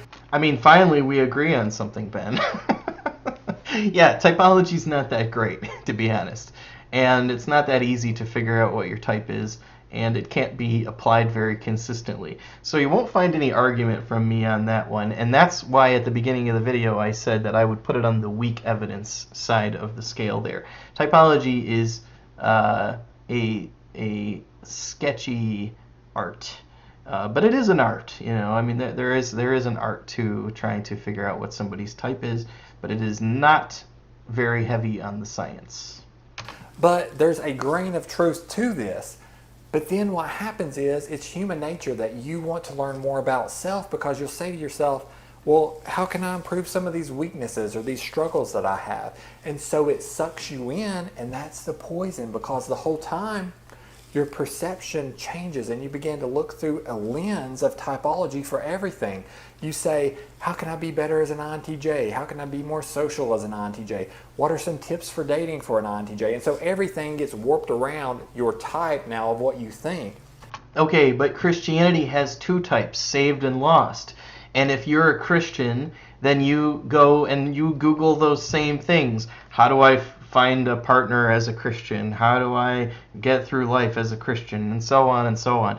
You do the exact same thing. Or you go through the 12 steps and you use that as your lens to look through. Look, Ben, the point is, we all have different paradigms that we look through to try to understand and make sense of this confusing ass world. Okay? It just so happens that some people think typology is one way to do that. Other people do it through astrology. Other people do it through, I don't know, just blindly bumping around in the world and not really knowing what's going on. I'm just saying, like, everybody's different and everybody's got a different way of doing this. And some people think that typology works for them because they see the patterns that are laid out by the cognitive functions and so on. Just like you think that fundamental Christianity is the right lens to see things through because you have identified certain patterns in your own life that resonate with fundamental Christianity. So to me, it's the same thing. And the whole time your mind is being conditioned to think in terms of opposites, which is a basic prerequisite for occultism, is to think of everything as opposites that need to be reconciled. And you're thinking in terms of your four elements, your four functions. Again, a basis of all occultism throughout history. And so it's poisoning your mind without you realizing it. Now, where did this idea originate? Something tells me you went off on some tangent that you didn't like and you cut that video short, because I really wanted to hear where you were going with that. But is typology poison? Is that really true? Am I a poisoned individual? Have I poisoned myself by learning about typology? I shall be blunt. We have reason to believe you have eaten poison. Poison? What should I do? What should I do? Tell me quick. Oh, no need to panic. There's a map to the hospital on the back of the menu. That's an interesting question. I don't think typology causes people to go out and do the kinds of really evil things that religion motivates people to do. So I think that religion is a bigger poison than typology. I'm sorry to say, Ben. And there's a lot of evidence behind that. It's not a it's not up for debate, really. I think maybe I will take a few minutes just to say something that I find repulsive about especially monotheistic messianic religion. With a large part of itself, it quite clearly wants us all to die. It wants this world to come to an end. You can tell the yearning for things to be over whenever you read any of its real texts or listen to any of its real, authentic spokesmen, not the sort of the pathetic apologists who sometimes masquerade for it. Those who talk, there was a famous spokesman for this in Virginia until recently, about the rapture. Say that those of us who have chosen rightly will be gathered to the arms of Jesus, leaving all of the rest of you behind. If we're in a car, it's your lookout. That car won't have a driver anymore. If we're a pilot, that's your lookout. That plane will crash. We will be with Jesus, and the rest of you can go straight to hell.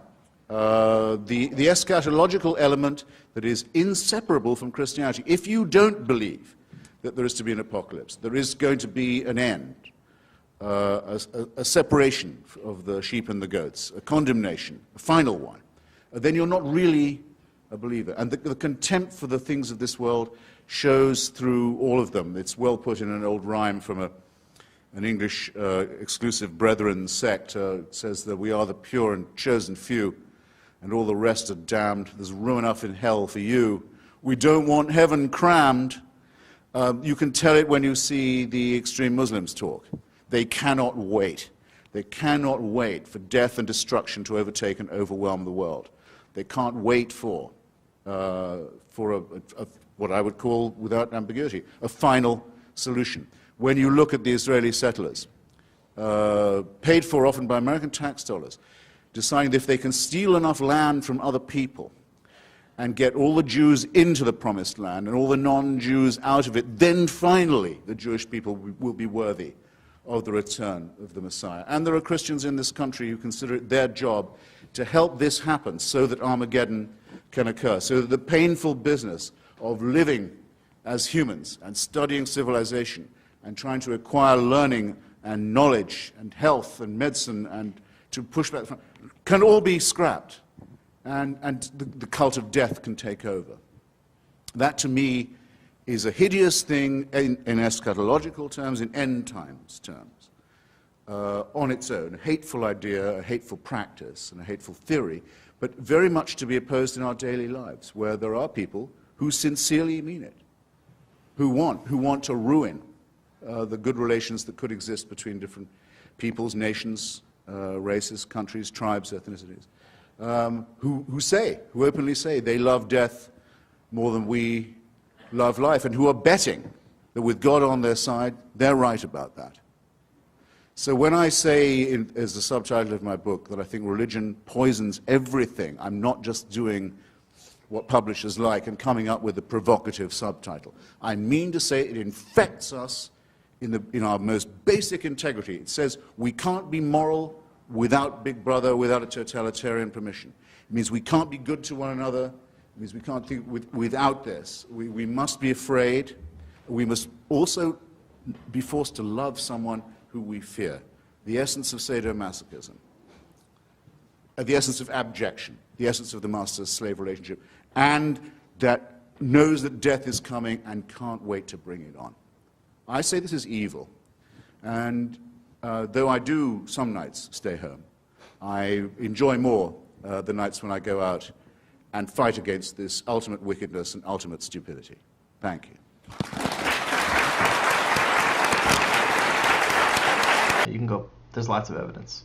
So I didn't make this video to trash religion, but what I am just saying is you can't say that something like typology is poison and completely ignore your own fundamentalist viewpoints and the detriment that they've caused. You can't do that. You can't have it both ways, is what I'm saying. All right? Now, I'm not going to defend MBTI. That's not what I'm here to do. But I can deconstruct your argument and tell you how it's not working. Originate that you can actually become a god. It comes straight from Satan. If you read the Bible, this is the first thing he introduces to Eve in the Garden of Eden by saying, quote, "For God doth know that in the day ye eat thereof, Then your eyes shall be opened, and ye shall be as gods, knowing good and evil. And this is something that really rubs me the wrong way with fundamentalist Christianity, is there's this anti-intellectualism in it. And if you meet enough Christians, you will really get a sense for that. A lot of them are anti-intellectuals, and they are really upset at the idea of thinking independently or being an independent agent. They prefer the idea of being a slave and a drone. That's part of fundamentalist Christianity, and of course Ben, being a fundamentalist Christian, would be against the idea of knowledge, but yet he's using independent, what he thinks is independent thinking, to come to these conclusions and to make this video and to say them to you. So which is it, Ben? Are you an independent thinker or are you not an independent thinker? You can't have it both ways here. So either you're just an absolute drone who's just repeating, whatever somebody's told you, and then you're being consistent, or you have thought independently about this issue and come to your own conclusion on it, and you're breaking you're contradicting yourself right now with the point of view that you have. So that's all I've got to say about that. So Satan has been running this same exact scam in occultism for thousands of years. Oh, you just get the secret knowledge. Get the fruit, get the personality test, get whatever, find out who you really are, get that hidden knowledge. You're going to become a god. You're going to become self-actualized. Satan inspired Jung to Occult create. researcher Dave Hunt, in his book, The Seduction of Christianity, observed that, quote, the bait on the pagan hook has always been the promise of godhood that the serpent offered to Eve. Now, as I mentioned before, one of the things that the spirits taught Jung was that the highest god's name was Abraxas. Occult researcher Linda Kimball noted that, quote, according to ancient Gnostic texts, Abraxas is the astral serpent, Satan, on the tree who gives the illumination of both good and evil to Adam and Eve, whose eyes were then opened. The powerful occult symbol, the Ouroboros, snake biting its tail, signifies Abraxas, the king worm who rules this world. We interrupt this video of me with an interruption by me. So it's the next day after I filmed myself doing the video that I am now interrupting. And as I was going back through to add in the nice layer of additional video footage and check all the citations and stuff, I went hunting for this citation about Abraxas because I wanted to see what the context of the quote was. So I followed the link. I went here to a blog called Patriots and Liberty, and I found the author of the article that Ben was citing, Linda Kimball. I followed her down and found out that she is a columnist for a right-wing rag called Renew America. And as you can see by some of her posts, there's definitely a sort of white supremacist tinge to her point of view. If you just look down at the headlines of some of these things, she's a propagandist. Is clearly what her job is. But let's get back on topic. What about Abraxas? Is Abraxas stand-in for Satan? Well, let's ask the Satanic Wiki, because I feel like the Satanists themselves will probably give a pretty good representation about what Abraxas is. So I looked up the article about Abraxas on the Satanic Wiki on wikia.org, and I found this quote: the Swiss psychologist Carl Jung wrote a short Gnostic treatise in 1916 called The Seven Sermons to the Dead, which called Abraxas a god higher than the Christian god and devil that combines all opposites into one being. So it's a mischaracterization, apparently, of Carl Jung's point of view, that he believed that Abraxas was Satan. According to the Satanists, that is not the case. Now, you may not agree with, the idea that there is a God that comprises all opposites into one being. That's a whole another story. But the point is, let's get our information correct in what we're saying. If you go do some research on this, This is a really scrupulous connection right now. Now, the Ouroboros is found everywhere in Eastern mysticism, in various occult practices such as alchemy and witchcraft, and even in the secret societies. For example, it's also a symbol used to imply the orders of scale, I believe, or something, orders of magnitude. I could be wrong on that. It's used in a lot of different things. Freemasonry, an organization with historic ties to Gnosticism that is also alleged to have taught Satan worship at its highest levels, has also used the Ouroboros in many of its symbols. And the Ouroboros pays homage to Satan, and it represents the reconciliation of opposites in Gnosticism because the head meets the tail, reconciling the two opposites, and it represents wholeness as well as time or eternity and even fertility. There's also this really cool image that I found showing the orders of magnitude as being represented by the Ouroboros. So just thought that was kind of cool. Look, here's humans right here. You get bugs, little tiny stuff. Then you go this way and you get the really big stuff. Anyways, that's cool. Let's get back to the video. And Carl Jung loved the serpent symbol in general. In fact, he would wear a large Gnostic ring with a serpent on that, which he would publicly claim was a Christian symbol, but I think we all know better than that at this point. But Carl Jung seemed to especially like the Ouroboros symbol. In fact, you can see it depicted on many of the C.G. Jung Institute websites, and the Wikipedia article for the Ouroboros even mentions Carl Jung.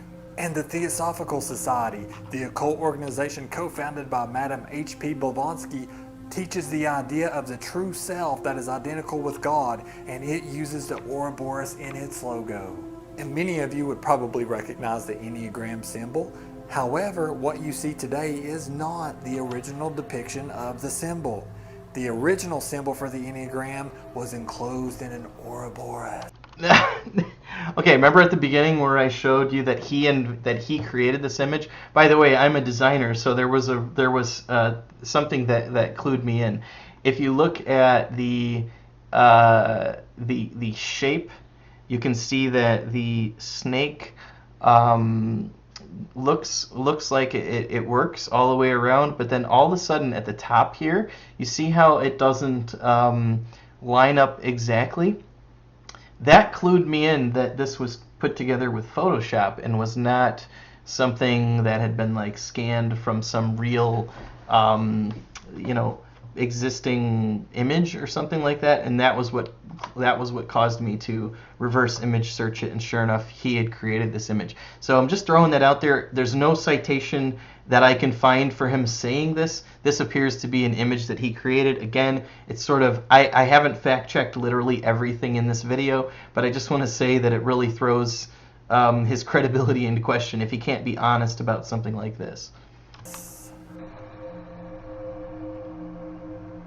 But the music's Now, I've creepy, had a diverse audience so on this channel, and I know that some of the information that I presented in this video isn't going to be new to those of you who practice occultism or astrology or Eastern mysticism. But I want to just say something to my Christian audience for a minute. First of all, numerous Christian ministries have written articles, books, and so on condemning not only Carl Jung, but also typology such as MBTI and the Enneagram. Oh, Next, yeah. many There's fundamentalist Christianity literature condemning literally everything, including Pokemon and Dungeons and Dragons and anything you can possibly think of, Harry Potter, and even things you'd be very surprised that they would condemn, like He-Man, like Rainbow Bright.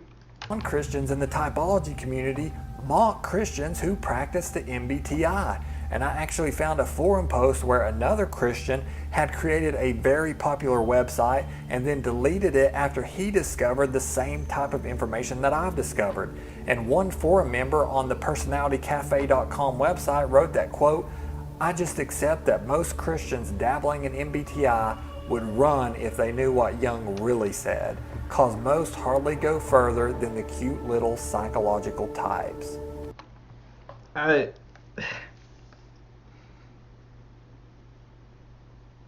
Okay, I mean, yeah. Christians don't like don't like hearing this. Would not like hearing this kind of stuff. So, if you're a Christian or fundamentalist Christian, I'd be very surprised if you made it this far in the video. In fact, at an hour and 40 minutes into this video, I'd be very surprised if anyone has made it this far in the video. If you have, you should leave a comment below and tell me that you made it this far in the video. But I hope it's been entertaining for you up to this point.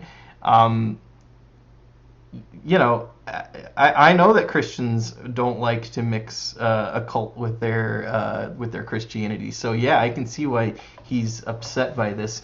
But I think what he's missing is that the arguments for Christianity are very, very similar to the arguments for Gnosticism and the occult, just packaged slightly differently. And this person is exactly right. And it's sad that non-Christians understand that this is wrong for Christians to practice, yet some Christians don't seem to realize it. I don't think it's wrong for Christians to practice typology, by the way. I'll just throw that out there. I'm not religious. I don't think it's a big deal, Ben. I think you can probably safely let the Christians in the audience find out their personality type. I think everything's going to be okay. Let's take a look at some scriptures. First of all, the Apostle Paul was writing to warn the early Christians about the deceptive philosophies and concepts of the Gnostics. They were trying to infiltrate the church with their ideas of reconciling opposites and avoiding certain meats and so forth. And so the Apostle Paul writes to warn them. And as I've already shown you in this video, Jungian theory, the Enneagram, and basically all of typology is linked to Gnosticism with the basic concept of the duality of reconciling opposites and finding the God within. And yet, in the Old Testament, the Jews were told not to eat certain meats. They're the historical forebears to Christians. And the entirety of modern fundamentalist theology is a tradition of men. It is something that has been written in the past 2,000 years and has been passed at various councils. You know, the deity of Christ was passed, the Trinity was passed. Fundamentalist Christians would say that the KJV 1611 version of the Bible is the only God-inspired English translation. You notice that Ben is using the KJV here. That's why I know he's a fundamentalist. So it's all the same thing, man. Like, you think that you're not doing these things, but you've done all of these things. Modern Christianity is all of these things that you claim that typology will do to Christianity. Modern Christianity is those things. The second reason this passage is significant is that word rudiments, which comes from the Greek word which literally means elements, and it's referring to the classical elements, the idea that the four elements are controlled by four spirits or four gods. Okay, but Christianity has the elements of the bread and the blood, the body and the flesh, two elements, and it has two types, saved and lost. It's just a different number of types, and it's a different number of elements. Same difference. In fact, many newer Bible translations actually go ahead and translate that word as elemental spiritual forces. Martin Edwin, an occult researcher, wrote the following, quote, "Elementalism is the belief that all life forms are controlled by four spirits, which represent the four basic elements of earth, wind, fire, and water. These elements are at the very heart of the practices of fortune telling, divination, witchcraft, astrology, metaphysics, and temperament profiling." And the Apostle Paul warns us point blank to stay away from this four element, reconciling your opposites nonsense. It's So trust this guy, but don't trust these guys. Got it. a worthless philosophy that will spoil you. Again, the four elements make up the basis of astrology, and the Bible warns against any kind of witchcraft or sorcery or astrology. Next, MBTI attempts to make predictions based on your personality type, and this is a form of divination based on mental processes. Okay, I think that's a stretch. All right, I think that's a stretch. I don't think personality type is trying to predict people's behavior.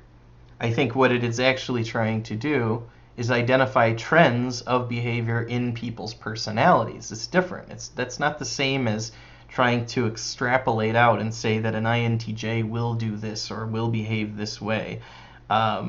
It's more to say that people who have this tendency or these personality traits tend to prefer X, Y, and Z. That's two different things. That's not what MBTI is or does. So I don't know. I realize what you're quoting here is from the Myers-Briggs, right? And they're saying if personality type is real, then we should be able to use MBTI type to understand and predict people's behavior to some degree. But that's not the same. That's not forward prediction in the same way that divination is. That's more just pattern recognition. Like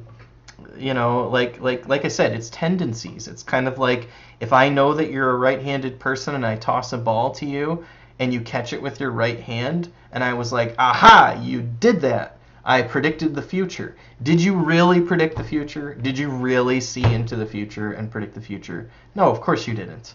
All you did was you just knew that based on past preference, if I threw the ball at someone and they caught it with the right hand and I knew they were right-handed, based on past preference, I had a pretty good idea of what was going to happen when I tossed the ball at them. That's not divination. There's nothing mystical about that. That's just looking at past preference. I'm sorry, I'm going off on a tangent, but it's silly to me. It's trying to predict the future or extrapolate certain information about you based on how you perceive the world and make judgments. And this is no different. It's basically modern day palm reading or elementalism. Oh, you're an INTJ? You'll probably want to study computer programming and marry an ENFP, according to a lot of these typology websites. And so while it may not... Oh my goodness. And is that poison? Is that going to ruin your life? Is that causing the detriment of society? Is that letting Satan in by saying that you might want to go into computer science or programming and that you're going to be dating an ENFP? Is that what that is? Because that just sounds like something that should be taken about as seriously as astrology to me, which is not very.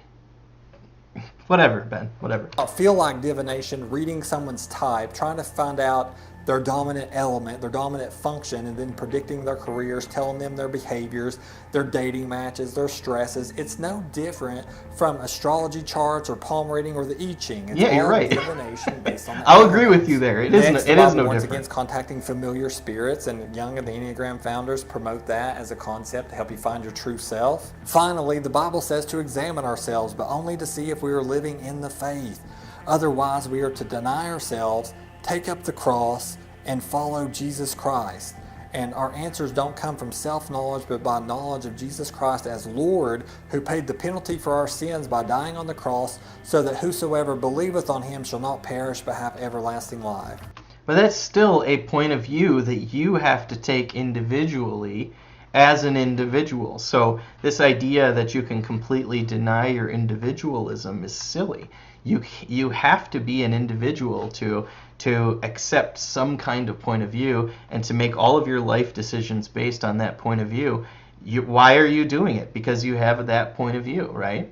Now you might be a drone, in my opinion. You might be following the crowd and following what a lot of other people say is right. But at the end of the day, you can still choose whether to do that or not. So I think at the end of the day, you are an individual and you did have to make that decision. So I mean, I think the idea of taking up your cross and denying yourself has to do with self-sacrifice. It has to do with putting others first. I don't think it has to do with lack of individuation. In fact, Jesus was quite the individual, wasn't he?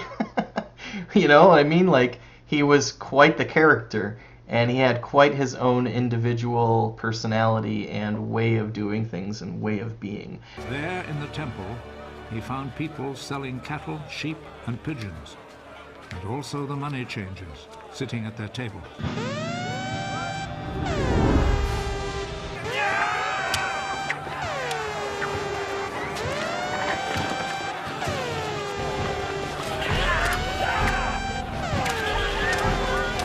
You can't say that he was just homogenous and blended into the crowd. So if you want some kind of role model, look at Jesus. He was an individual. He was very self-actuated. I think he and Jung would have got along pretty well. So let's just recap what we've learned. First, Jung abandons Christianity and has revealed his agenda to turn Christ back into the soothsaying God of the vine. He received information for his theories from demonic spirit guide, who also happened to mention that Abraxas, aka Satan, was the highest god, of course. Of course. His concepts paralleled the fundamental teachings found in occultism and mysticism, including the pairs of opposites and the four classical elements. The premise of both Jungian theory and the Enneagram is that finding your true self, based on the Gnostic mystic view that you have a hidden God inside of you, will lead to liberation. That's literally the same as Christianity. You have to find Jesus Christ within you. You have to allow Jesus Christ to come into you and have a God within. Finding that you're a God or have a God within, which has always been the promise of Satan. MBTI is based on Jung's theory, uses his functions and pairs of opposites, and states that their purpose is to make Jung's theory easy to understand and useful in people's lives. In my opinion, to promote or teach MBTI is to promote Jung, which is to promote occultism and an antichrist agenda. So there you go, friends. Typology Gifts is an occultist channel that is promoting an antichrist agenda. You heard it from Ben. My gift recommendation channel and my typing channel is an occult tool, apparently. Finally, because people choose which options on a personality test fit them best, of course there's going to be a small grain of truth to it, what I call the food, which is where people get confused and sucked into this, but it's not that accurate. That's why people are constantly mistyping and changing their types. That's why the so-called experts using the same exact typology model will disagree with other experts on someone's type. Carl Jung. No, the reason is because it's not a lot of evidence-based stuff. That's the thing, Ben. It's not because typology is corrupt and evil.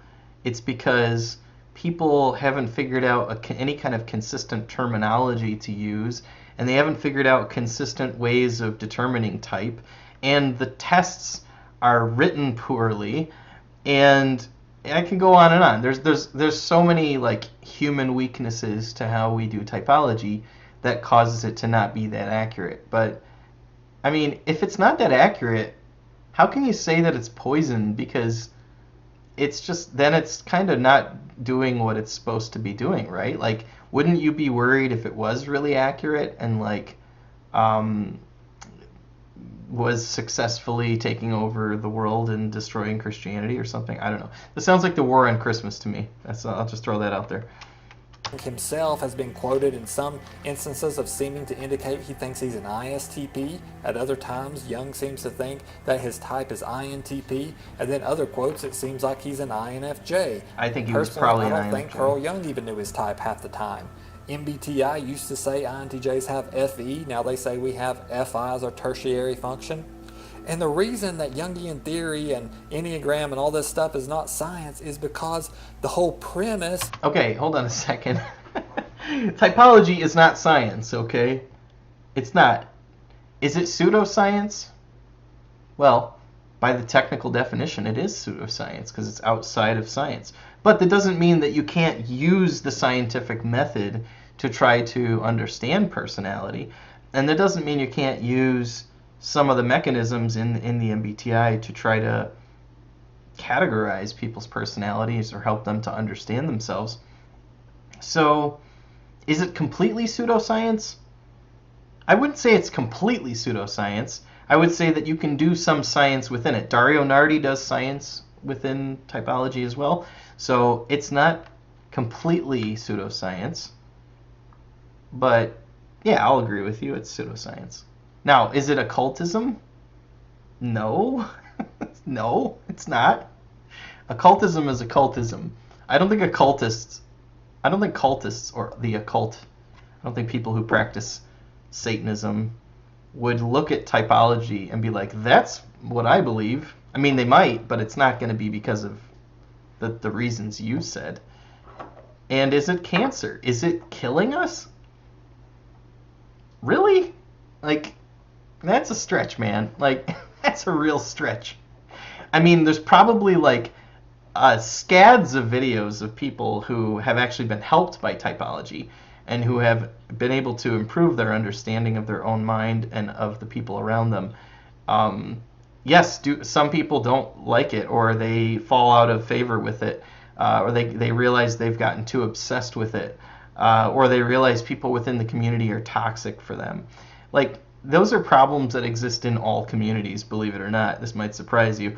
And yes, it exists in quite abundance in the fundamentalist Christianity community, like to a very high degree. So I would posit the question, is religion cancer? Now, that might be really upsetting for you to hear if you are a religious person.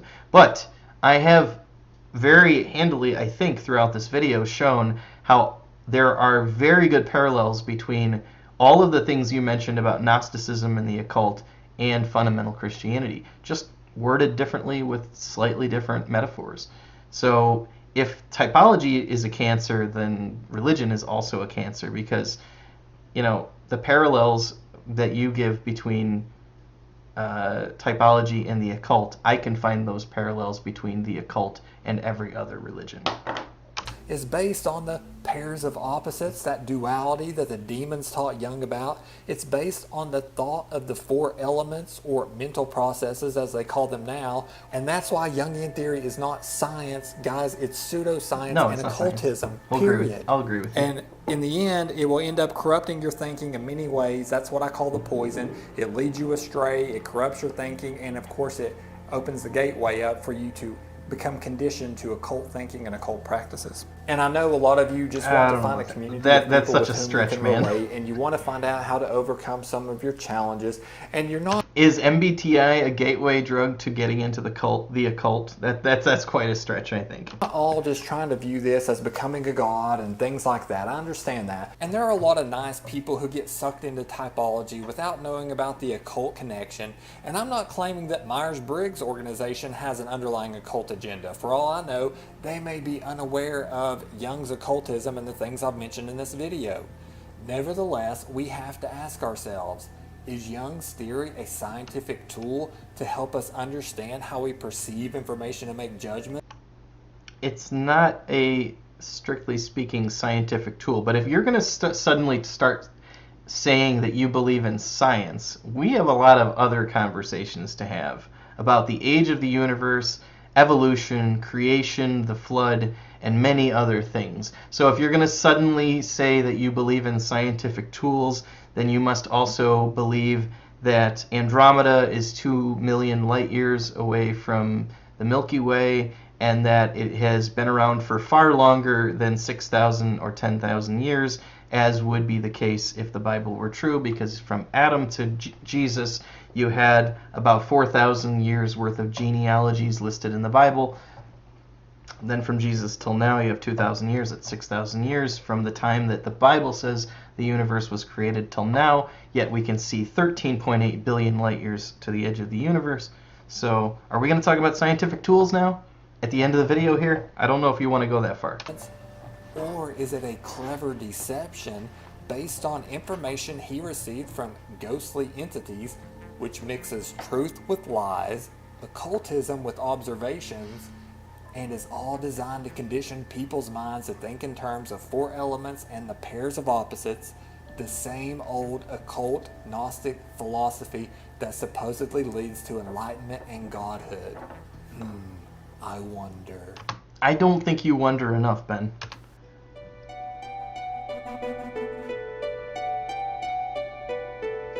Now we get the creepy montage. There's the image you made.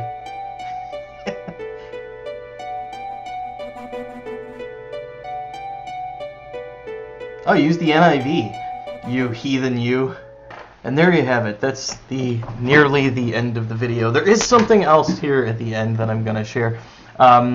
In the reference to what I mentioned earlier about Andromeda and the genealogies proving that the Bible says that the entire universe is 6,000 years old, I'm going to play the video out with evidence of both of those things. Hope you enjoy this, and please like and subscribe. See you in the next video. The Bible does give us a very specific history where we can actually calculate the age of the universe. The Bible tells us God made everything in 6 days. Stop right there for a moment. Herein lies a major problem. People say, but those days could be millions of years. Those days could be long periods of time. Okay, well, just put that aside for the moment.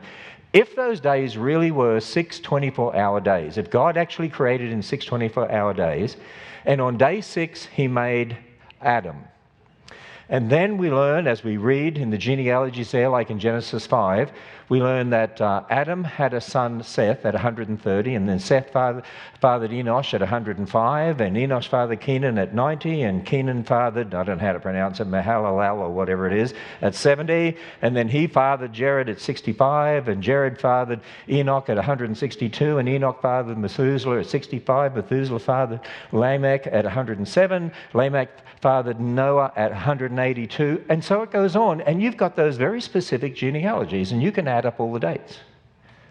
And when you do, and you get to Noah, the flood, and then you get to Abraham, and from Abraham to Christ, and then from the babe in a manger at that time to today, it adds up to about 6,000 years. So that's where we get the age of the earth from.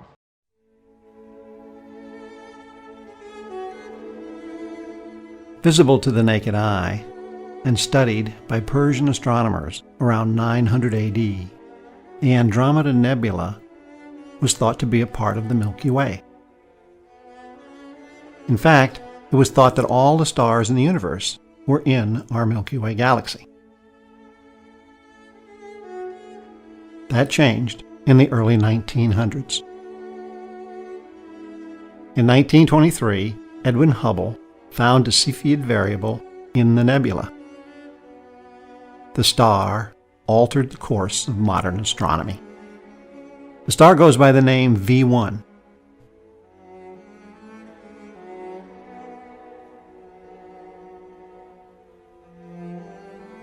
Here's Edwin Hubble's image of Andromeda, which was made on a 4x5-inch glass plate and dated October 6, 1923. He originally identified 3 stars and marked each of them with an N for nova, a class of exploding star. Later, Hubble realized that the nova at the top right was actually a Cepheid variable. He crossed out the N and wrote var for variable. He added an exclamation point because he knew that this variable would allow him to calculate the distance. You may recall from our segment on distant stars that we covered how Harriet Leavitt discovered the relationship between Cepheid variable frequency and their intrinsic luminosity. And once we know the intrinsic luminosity of a star, we can use the apparent luminosity and the inverse square law to determine how far away the star is. And indeed, once the period was measured at 31.4 days, he knew he had another galaxy.